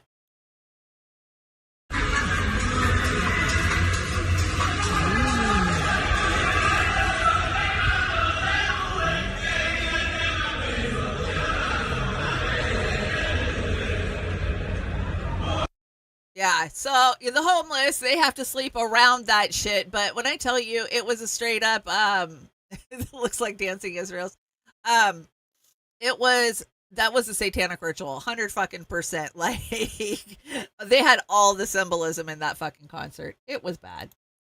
And humanity has been fooled into believing that the next great step for mankind is to develop more and more technology. The truth is that technological agenda we are moving towards is meant to create a dystopian era of totalitarianism under the control of AI. The real great step for humanity is to deepen our connection with nature. This would put us in a much better position physically, mentally, and spiritually. Nature gives us everything we need to live a happy and healthy life with freedom. 100 fucking percent. You know, as I grapple with my mortality, I realize that all of the things that I pursued as a young woman, you know, a nice house, a nice car, nice clothes, nice jewelry, all the materialistic shit, it didn't mean shit. And I don't want that for my kids. As long as you have a roof over your head and you have a simple life, you have the food you need, you can grow it where you're at. That's true fucking happiness. I am the happiest I've ever been in my life. I have my little dumpy trailer. I have a car that runs sometimes. You know, I can grow my vegetables. I have great friends. I get to come on here and talk to you amazing people a couple of times a week. That is true fucking happiness. And everything else is just fake and bullshit. And I just feel my heart's broken for the next generations, my granddaughter, my grandsons. They are so swept up in AI and technology that they don't even see it. And the environment's being so destroyed that nature is not going to be there for them, or it's not going to be allowed to them, right? That'll be for the capital only. The capital will get to go to the national parks. They're already making it that way. It's so expensive to get the pass to go into the parks. You know, it's just heartbreaking. It really is. Just a reflection of mine. So let's check out a little bit of this AI. This is a Chinese robot. Apparently they can run. Our robots can't. And I'm going to crank up my AC because it's getting hot in here.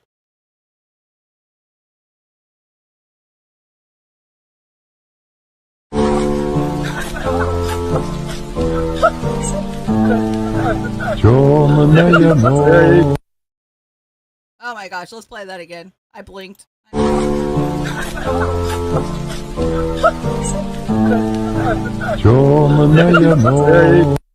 Well, he runs pretty good, I'll tell you, because our robots can barely walk, let alone fucking run down a hill. So, kinda always advanced, always ahead of us.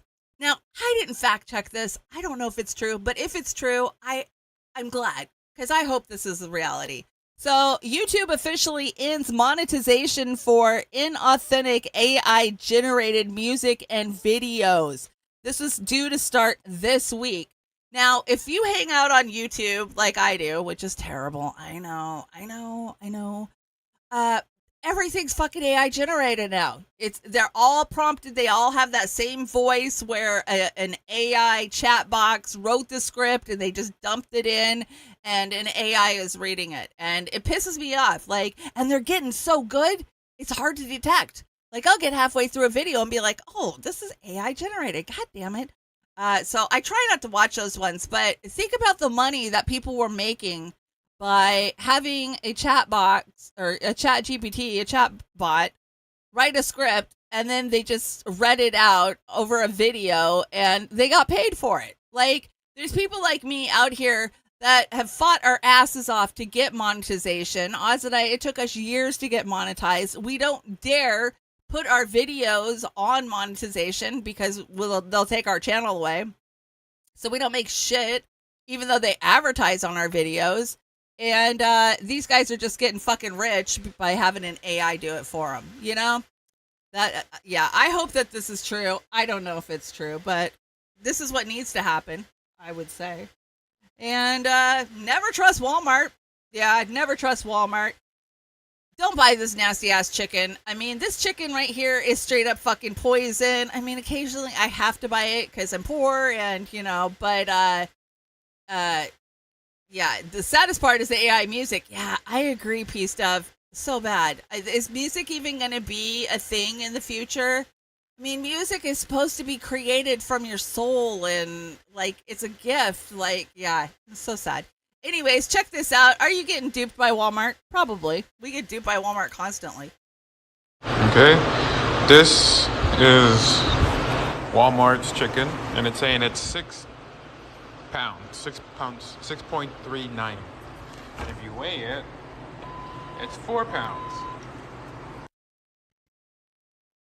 Yeah, that's what Walmart does. They do all kinds of shit. They do, they charge you tax when you shouldn't get taxed. Oh, I am sweating. You guys can see it. I'm glistening. I'm so hot. Never trust Walmart. Just don't.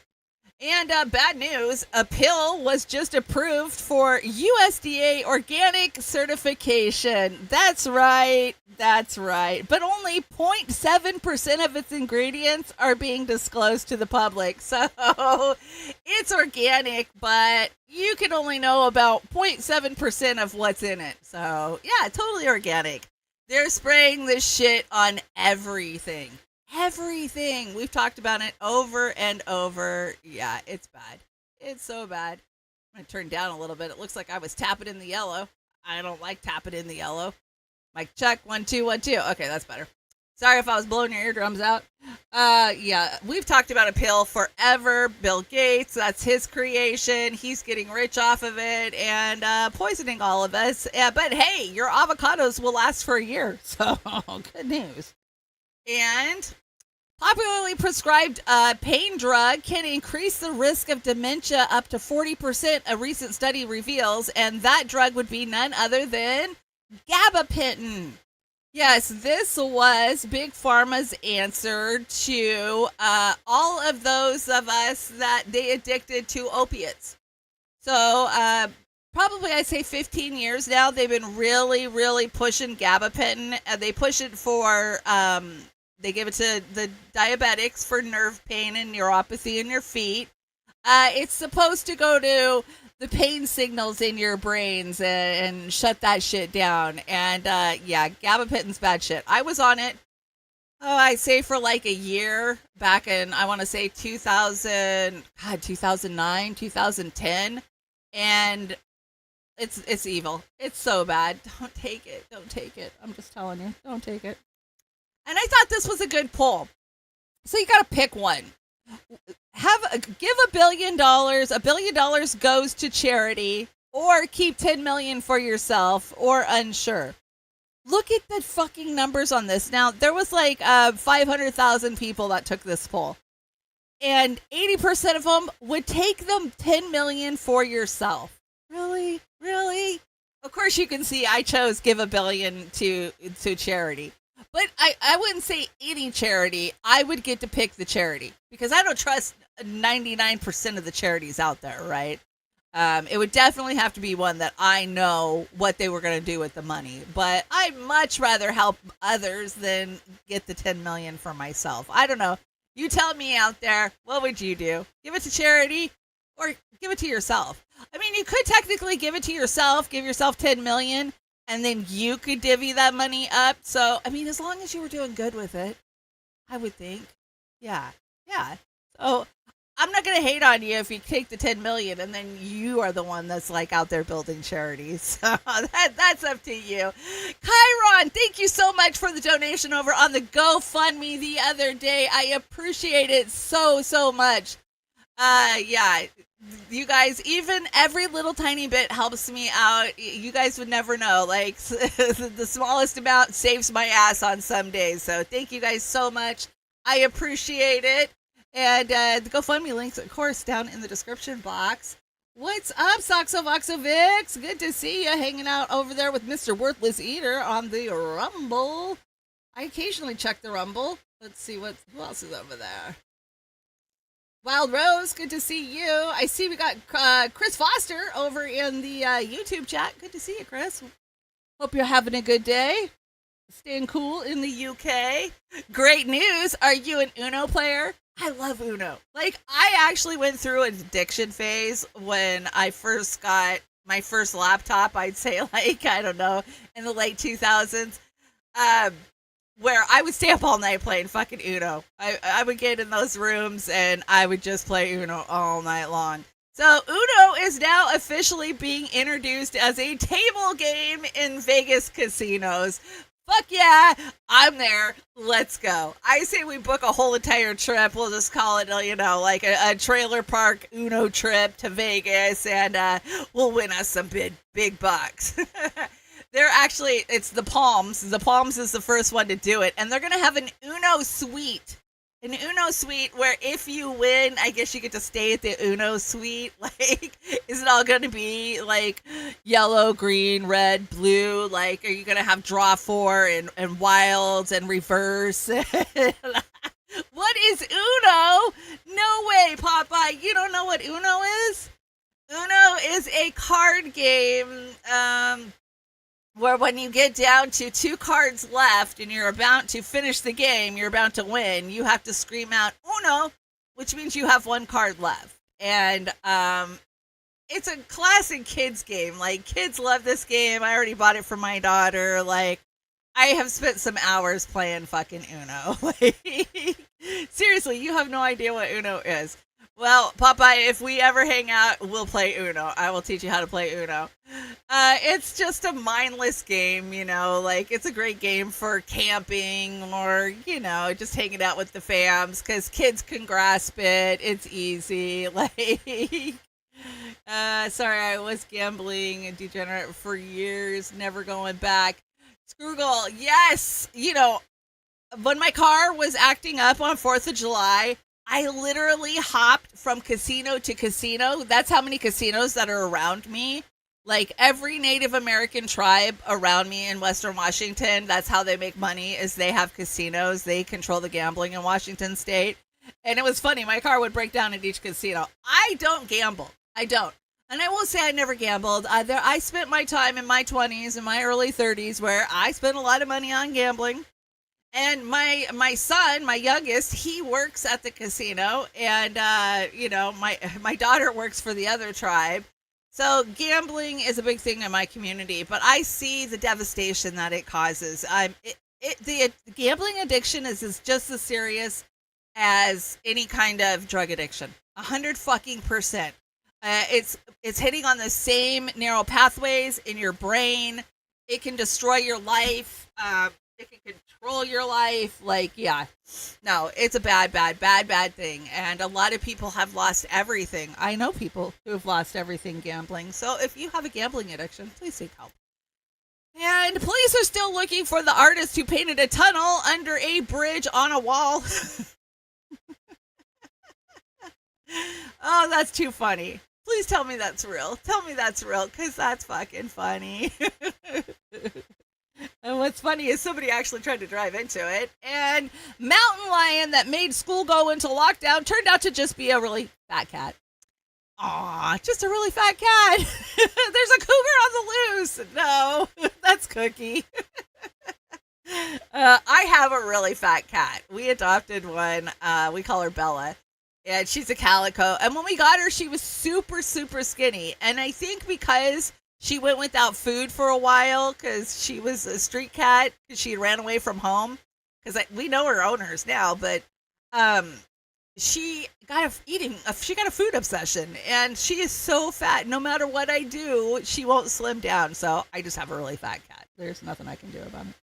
Okay, we made it to Conspiracy Corner. Let's see what conspiracies I came up with this week. What is this one? Oh, this is ticks. Ticks taking over the world. Yes. All right. So here's something wild that most people have no idea about. There's this tick called the Lone Star tick. Lone Star. And if it bites you, it can actually make you allergic to red meat. I'm not joking. People are getting bit, and then suddenly they can't eat things like beef, pork, or even use certain products like toothpaste or lotion because they're made from animal-based ingredients. These ticks used to be mostly down in the southeast, but because things are around the world are changing and we have rising temperatures, Hey, there you are. they've started showing up way farther north, like New York and Maine. And they're moving west too. Yeah. And the crazy part, this meat allergy called alpha-gal syndrome has gone from just a few cases to nearly 500,000 people. The CDC says they've officially counted around 110,000, but experts think the real number is way higher because it's hard to diagnose. And it's not like a peanut allergy that hits you right away. With this, you might eat a burger, feel fine for hours, then suddenly break out in hives or even end up in the ER. Some people have even had heart attacks because of it. And the more tick bites you get, the worse it can get. There's no cure for it right now, by the way. Understand now that people who have this allergy basically have to change their whole lives. No meat, no dairy, watching every ingredient. And the ticks aren't slowing down. As temperatures keep heating up, they're spreading into more areas. What's even scarier is that other types of ticks might also be able to spread this allergy too, not just the Lone Star tick. On top of that, public health funding is getting cut. So while tick-borne diseases are on the rise, the support to deal with them is actually going down. It's a growing problem, and it's not getting the attention it deserves. One of the things that it is important to wake up to when it comes to matters like this, it's not what they tell you, it's what they don't tell you. That's Woodward TV. Love that channel. I've loved that channel forever. I've been following that channel for like 15 years. Great information over there. Jay does such good research. Yeah, we've talked about this a lot, and just be freaking aware. And isn't it ironic that we create the problem, but now we don't have the money to get rid of the problem? My conspiracy that this is something that came out of a lab. I think so.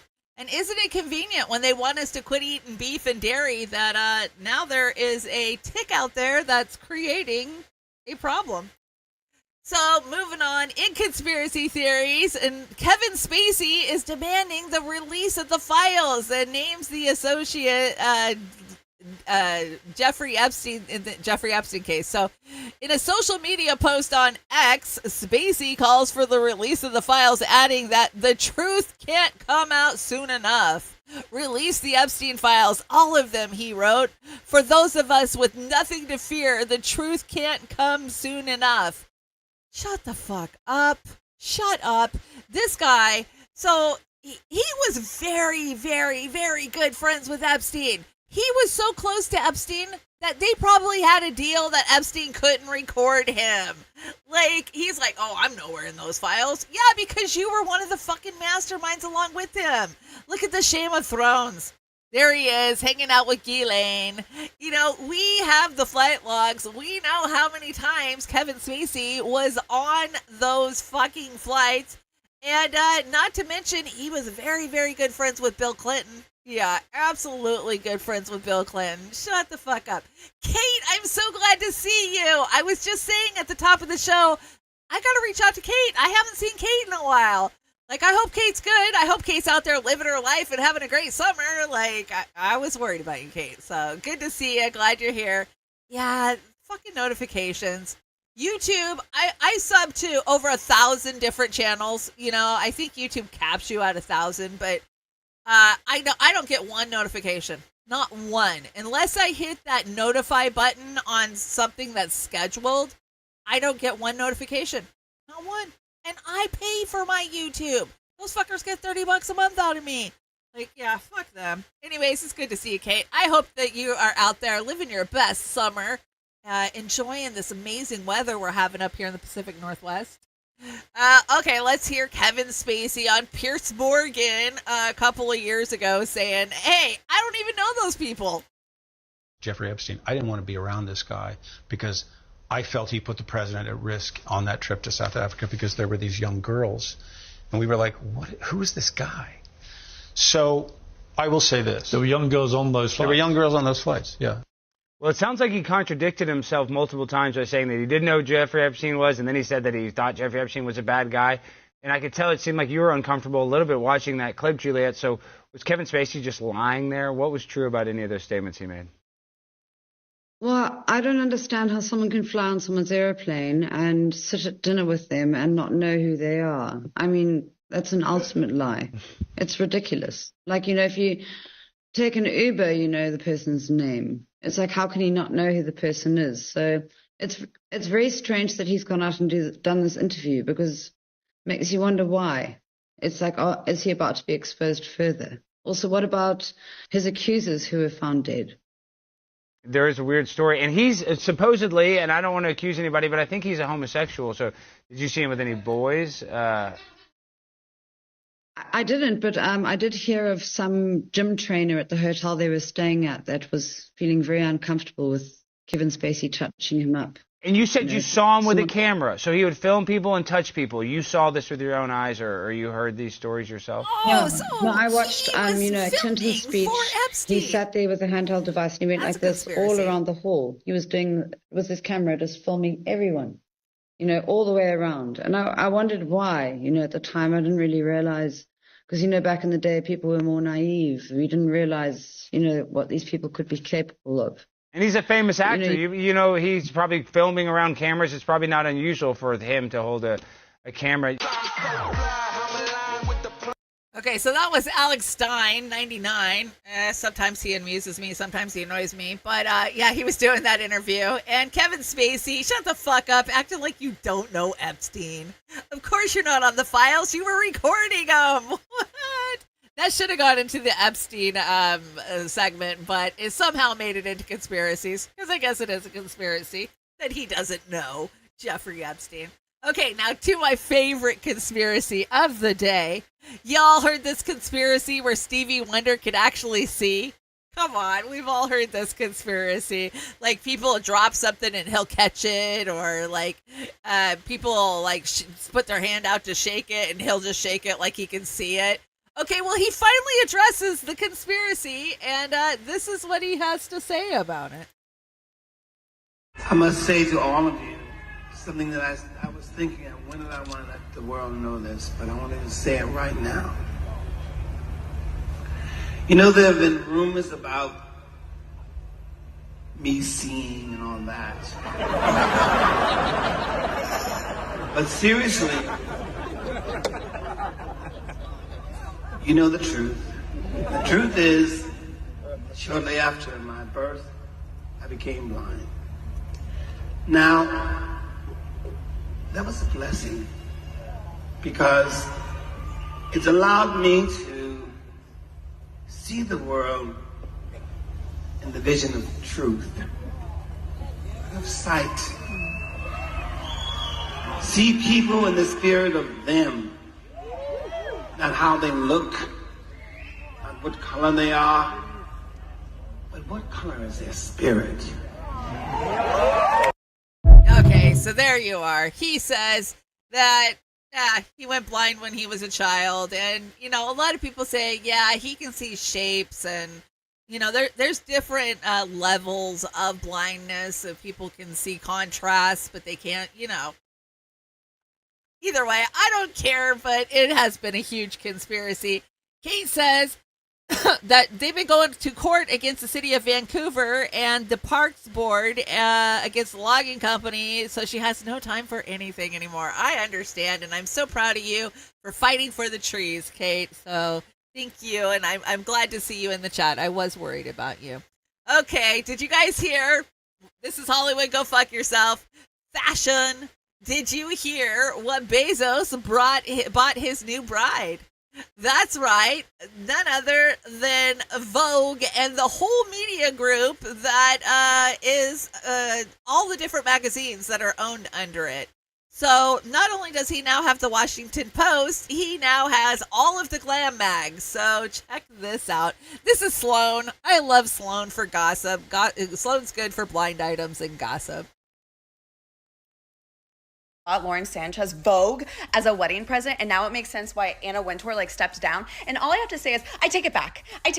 Anna Wintour, please come back, because I would rather take your stale toast than her tackiness any day. This comment reads, Anne has nightmares, some blow-up doll destroying the magazine she's synonymous with. But if Jeff wants to be vindictive, he'd give the Met Gala to Lauren. But if Jeff wants to be vindictive, he would give the Met Gala to Lauren. Which I wonder if next year, the Bezos family is going to run the Met Gala, when you think the Met Gala couldn't get any messier. Jeff is no stranger when it comes to publishing. In 2013, he bought the Washington Post, ending the Graham family's 4-generation ownership. So Jeff feels like he doesn't just have the money to go and own this company, but he has the knowledge. Quote, he's one of the very few people with deep enough pockets, and Lauren is no airhead. She's a sharp cookie, so there's been conversations about her taking this over. I have a feeling that Lauren will be announced as the next editor-in-chief of Vogue, because Anna had to step down because of how the deal is structured, which is why she does have power in some other aspects like GQ. She's working at Glamour, Vanity Fair, but she had to give up the title as editor-in-chief of Vogue, and I think that's all back to what Lauren wants. They say I don't think she was thrilled, but she accepted it, probably because she knows the company is getting ready to sell. Now, because Condé Nast owns more than just Vogue, there's a lot of control that Jeff Bezos, one of the richest men out here, have over the media we consume. One person writes, coming soon, Lauren Sanchez on the cover of all of these magazines. Another person writes, this would be a travesty. One person writes, now every time you look into Vogue, you're going to see Amazon ads and products all throughout. Yeah. Oh my gosh. So this doesn't just mean that Vogue is now going trailer park, because it's going to be enjoyable to see the Met Gala go total trailer park. But it means that all of these magazines are going to be controlled by Jeff Bezos and his fucking narrative. And we know what his narrative is in the Washington, shit that he owns. So, yeah, this is just more of a media grab and consolidation of American media. So Lauren Sanchez got Vogue for her wedding gift, and it means a lot more than what we think it does. A lot of people are like, oh, well, fuck Hollywood. What does this mean? It just means that more of what you're consuming at the doctor's office as you're flipping through the pages is going to be controlled by Jeff Bezos and his buddies, and that's not good. But I am looking forward to the trailer park Met Gala next year. Mr. Worthless Eater says, that's plausible about Stevie Wonder. He lost his vision just after he was very young twin brother literally drowned in a large bucket of water with Stevie watching. No, wasn't that Ray Charles? I thought that was Ray Charles whose brother drowned in the bucket, but I could be wrong. Let's see here. John Goodman proves he's staying slim after 200-pound weight loss. Goodman, who is voicing Papa Smurf in the new animated movie Smurfs, walked the carpet at the premiere on Sunday. Check this out. Good for him that he lost weight, but we all know he did it with Ozempic. Ozempic's so evil, guys. Don't trust Ozempic. Everybody's on Ozempic. I have reported to you years back of the dangers of these LGP1 inhibitors. I could be wrong with what I just said. I mean, what it's called, but they don't know the long-term effects of these medications. And there's a lot of side effects that we're starting to see. Look at Sharon Osbourne. She quit taking the stuff a year ago, and she's fucking wasting away. She can't gain any weight now. It has long-term effects on your body. There's been blindnesses that have been contributed to this, allegedly. I'm just saying allegedly. Don't sue me. Anyways, yeah, John Goodman wasting away. Kathy Bates, too. Have you seen Kathy Bates? Oh, my gosh. She's fucking tiny. And Morgan Freeman turned his 124-acre ranch into a sanctuary for wild bees to help conserve and grow their populations. Now, that's a good thing. Our bee population is terribly low, and I can tell you that as a gardener. I've had to hand pollinate all of my tomatoes this year, and I have a lot of bees. I even have grown bees that live close to me, and I still had to hand pollinate them. Anyways, still, he dated his granddaughter, so ew. If you don't know that story, go check into it. Yes, Morgan Freeman dated and lived with, and I think he might still be with, his own granddaughter. These freaking Hollywood freaks. And rest in peace, George Foreman. George Foreman passed away this week, and do you still have a Foreman grill in your kitchen? Come on, the guy made an impact. He made an impact. Even if you weren't into boxing, you probably ended up with a Foreman grill in your kitchen at some point in the early 2000s.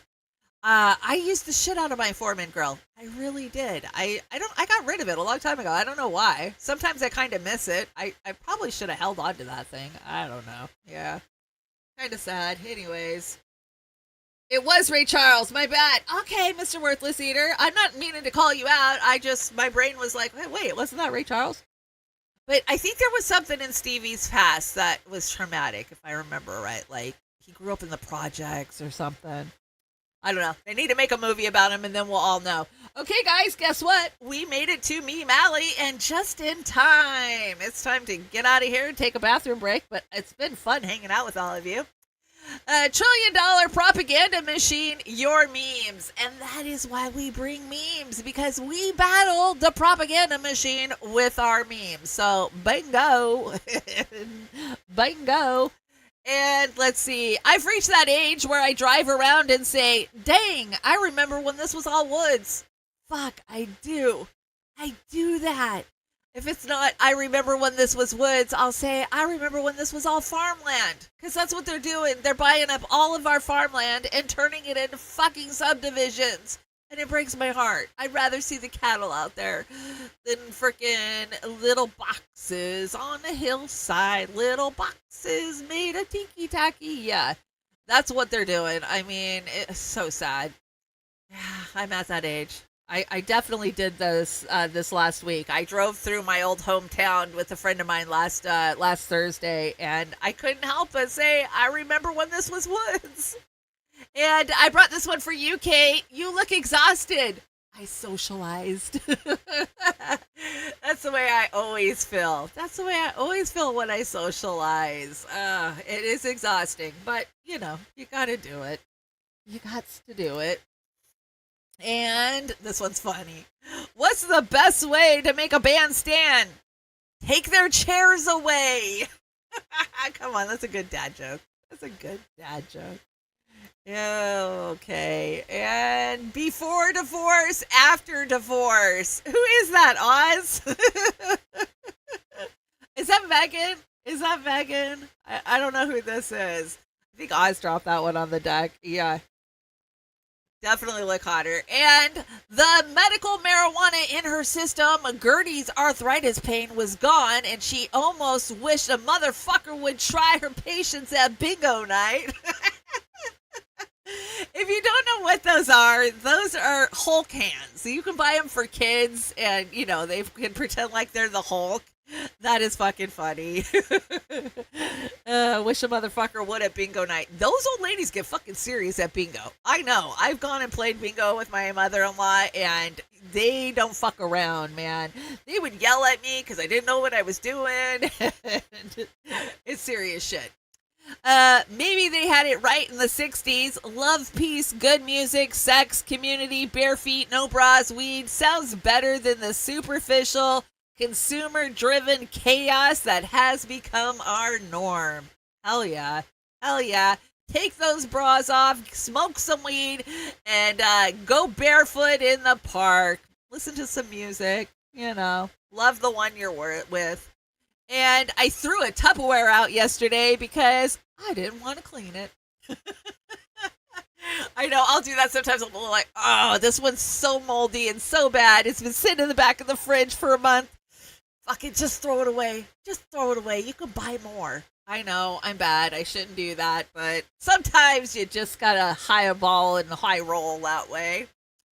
It's 4 a.m. in 1998, and you turned on the TV. Girls Gone Wild. Do you guys remember how loud that fucking commercial is?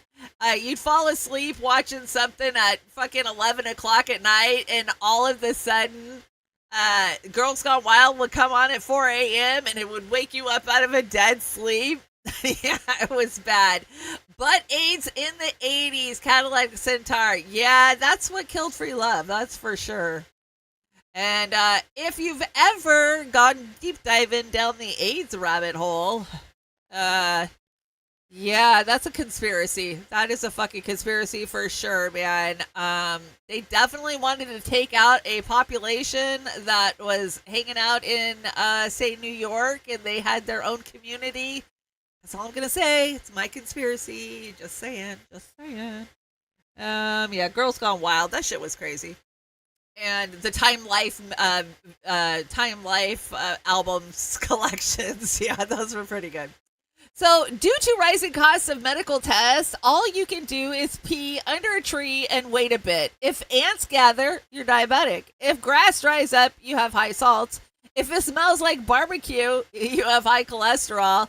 If you forget to pull out of your pants, you've got Alzheimer's. Well, there you are. The best way to self-diagnose. That's what we're coming down to. Let's face it, especially with the cuts they just made to Medicaid and Medicare. I had to fight for my stuff this last month, and then I had to pay out of pocket for my pain meds. So, yeah, thank you, Trump. I can't be the only one that pauses the music to see if the sirens in the song are in the song or if they're behind me. Yeah, I do that. Like, wait a minute. Is there a cop behind me? Oh, no, it's in the song. Just depends on what you're watching. And, hey, ladies, what you up to? Watching season 2025 of Earth? This shit is getting wild. It's true. They probably are just watching us like a reality show, because we are. And how to get ticks. Yeah, don't go roll around in the tall grass, guys. Do not. And this is why I love possums. My possums can eat up to 5,000 ticks in a week. Do you know that possums eat ticks? Yes. And I am breeding, I've got a whole family of healthy little ones that are going to go out into the world, and they're going to help save us from the ticks. So I love my possums because of that. They are awesome. Every night I go out there, I feed them. I went to the grocery store yesterday, and I'm not even fucking kidding you. I bought more groceries for the cats and the possums than I buy myself. They get fresh eggs every night. They get fresh yogurt. They get either bananas or strawberries or some kind of fruit, and then I try to give them a protein source, some kind of meat, and they love potatoes, they love pasta, so they get some leftovers too, but those animals are evil. No, they're not. They're the sweetest things on the earth. I have a whole bunch of them. They're not evil. They won't hurt nobody. They are not. They're sweet. They're very sweet. And they've done a lot of good. We have anti-snake venom because of them. Because they can take like 5,000 rattlesnake bites. Did you know that about possums? Opossums. I relocated possums because they eat all of my cat's food. I know, they do. I'm going through like 40 or 50 pounds of cat food every month now because the possums are out there with eating a ton of the food every night. They'll just stare at me and... Yeah, yogurt has protein. I know, yogurt's great with protein. So is cottage cheese. I've been learning a lot of recipes where you grind up cottage cheese in the blender and use it as a base, like to make breads and stuff. So, let's see. Dog owner giving a pill to a dog and a cat owner giving a pill to a dog. Yeah, it's true. My big fluffy bastard cat, he needs a bath. And there's nothing funner than bathing a cat. I just gotta say. Nothing more fun. So I've been kind of avoiding it for the last day. Yeah, no. Now I like opossums. I didn't before, but didn't dislike them either. Right. I mean, I had no feeling about possums. Actually, I was scared the shit out of possums because I lived down south back in the 90s, and I had one that lived in my my shed or my garage, and I went in there one day and I was opened a drawer to get like a screwdriver or something. And that little fucker came out at me with nothing but teeth and his beady little red eyes, and he scared the shit out of me. Those teeth are very intimidating. They're scary when they growl at you. No matter what you do, they growl at you. Even my little babies will growl and hiss at me. But they don't bite. They don't really bite humans. I mean, very, very fucking rarely. And it's more of a defense mechanism for them. and they're more likely to roll over and play possum, play dead. That's their defensive mechanism, is to play dead. They stiffen up and act like they're dead. And so now that I've learned a lot more about opossums since they showed up and moved in here, I love them. They're just so cute, and I'm gonna do what they're an endangered species. They're the only North American marsupial. They carry their babies in a pouch, and the more you learn about possums, the more you realize that they're good for the environment. So we're gonna keep ours around and keep the trailer park tick free. And let's see. Oh, I love this one.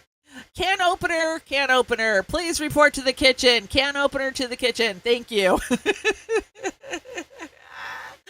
That's how my cats see me. I'm just the can opener. They let me sleep till 7 this morning. I had a rough night last night, and they let me sleep. I was shocked. So, sunflowers were planted after Chernobyl and Fukushima. These flowers absorb radiation from the soil and water. They look harmless and absorb uranium and cesium 137. I'm sure Snort can tell me how to say that. Damn, I love sunflowers, but who knew that? I gotta get you guys some video. The sunflowers are popping off this year. I went big on the sunflower garden this year, and they're a good 4 feet tall right now. I got to get out there and get them staked up as they get taller. I bought some huge bamboo stakes for them this year, so I'm ready. I'm ready for them, and they are glorious. They're going to be beautiful once they start going. They're loving this heat we've been getting, so I've been out there watering every night, and good to know the sunflowers are cleaning my dirt. They're cleaning the soil, so I just love sunflowers. They're so happy and smiley. They're just there. They're not hurting nobody. They're happy and smiley. Okay, guys, I think we made it out of here, but I got this from Sister Misty.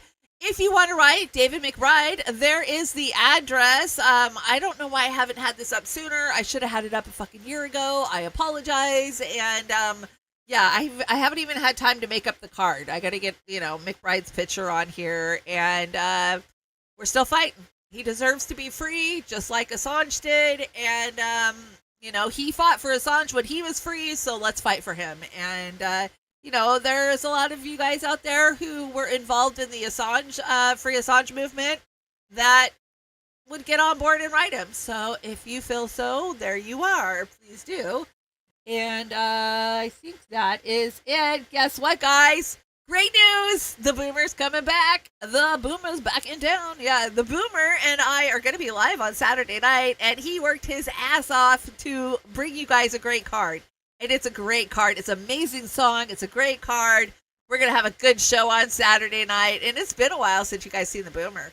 Because before 4th of July was our last show, so he's had a couple of weeks off. I manned the ship on last Saturday night. If you didn't see, we did a Beauty in the Trailer Park, and I don't mind doing a show on Saturday, but I don't like doing it alone. I miss my Boomer. It's no fun when you don't have anybody to talk back to. I mean, I do these shows, and you guys just get all my blah. But I'd much rather have the Boomer going back and forth with me with his opinions. So I used to dry sunflowers and make them up for holiday for the birds.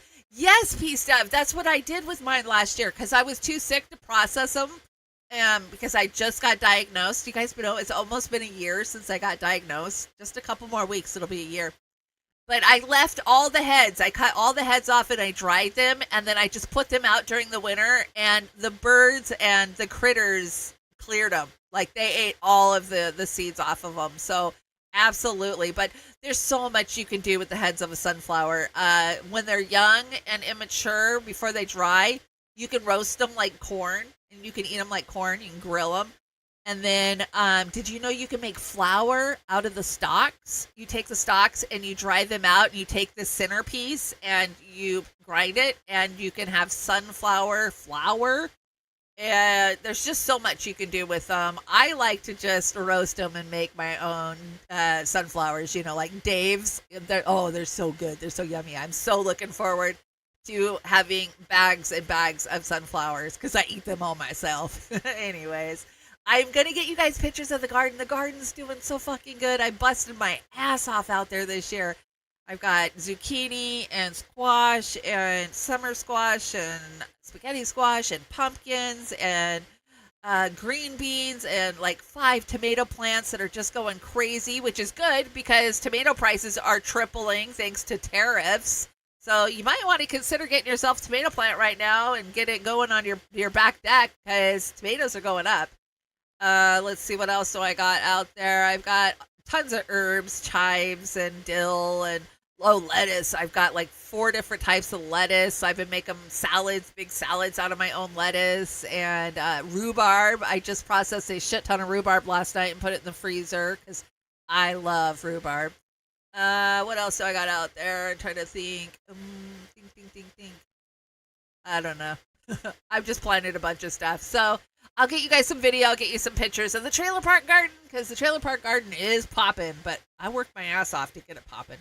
Anyways, we're going to get the hell out of here. I appreciate everybody helping me out.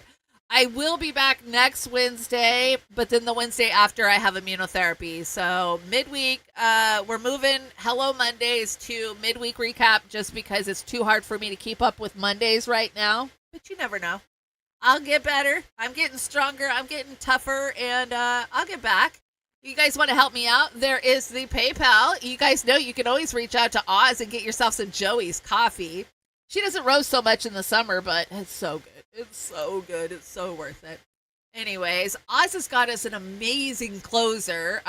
I've been so stressed for time. Oz literally did this himself. Normally I'll find the music, send it to him, he'll work it up, but no. Oz was like, let me pick it out for you, and he did a great job. So we're going out with some Imagining Dragons cover, and I will see you guys Saturday night for Beauty and the Boomer. It was fun hanging out today. I think we had a lot to talk about, and I just hope you guys have a great rest of your week. Remember, you're always welcome at the trailer park.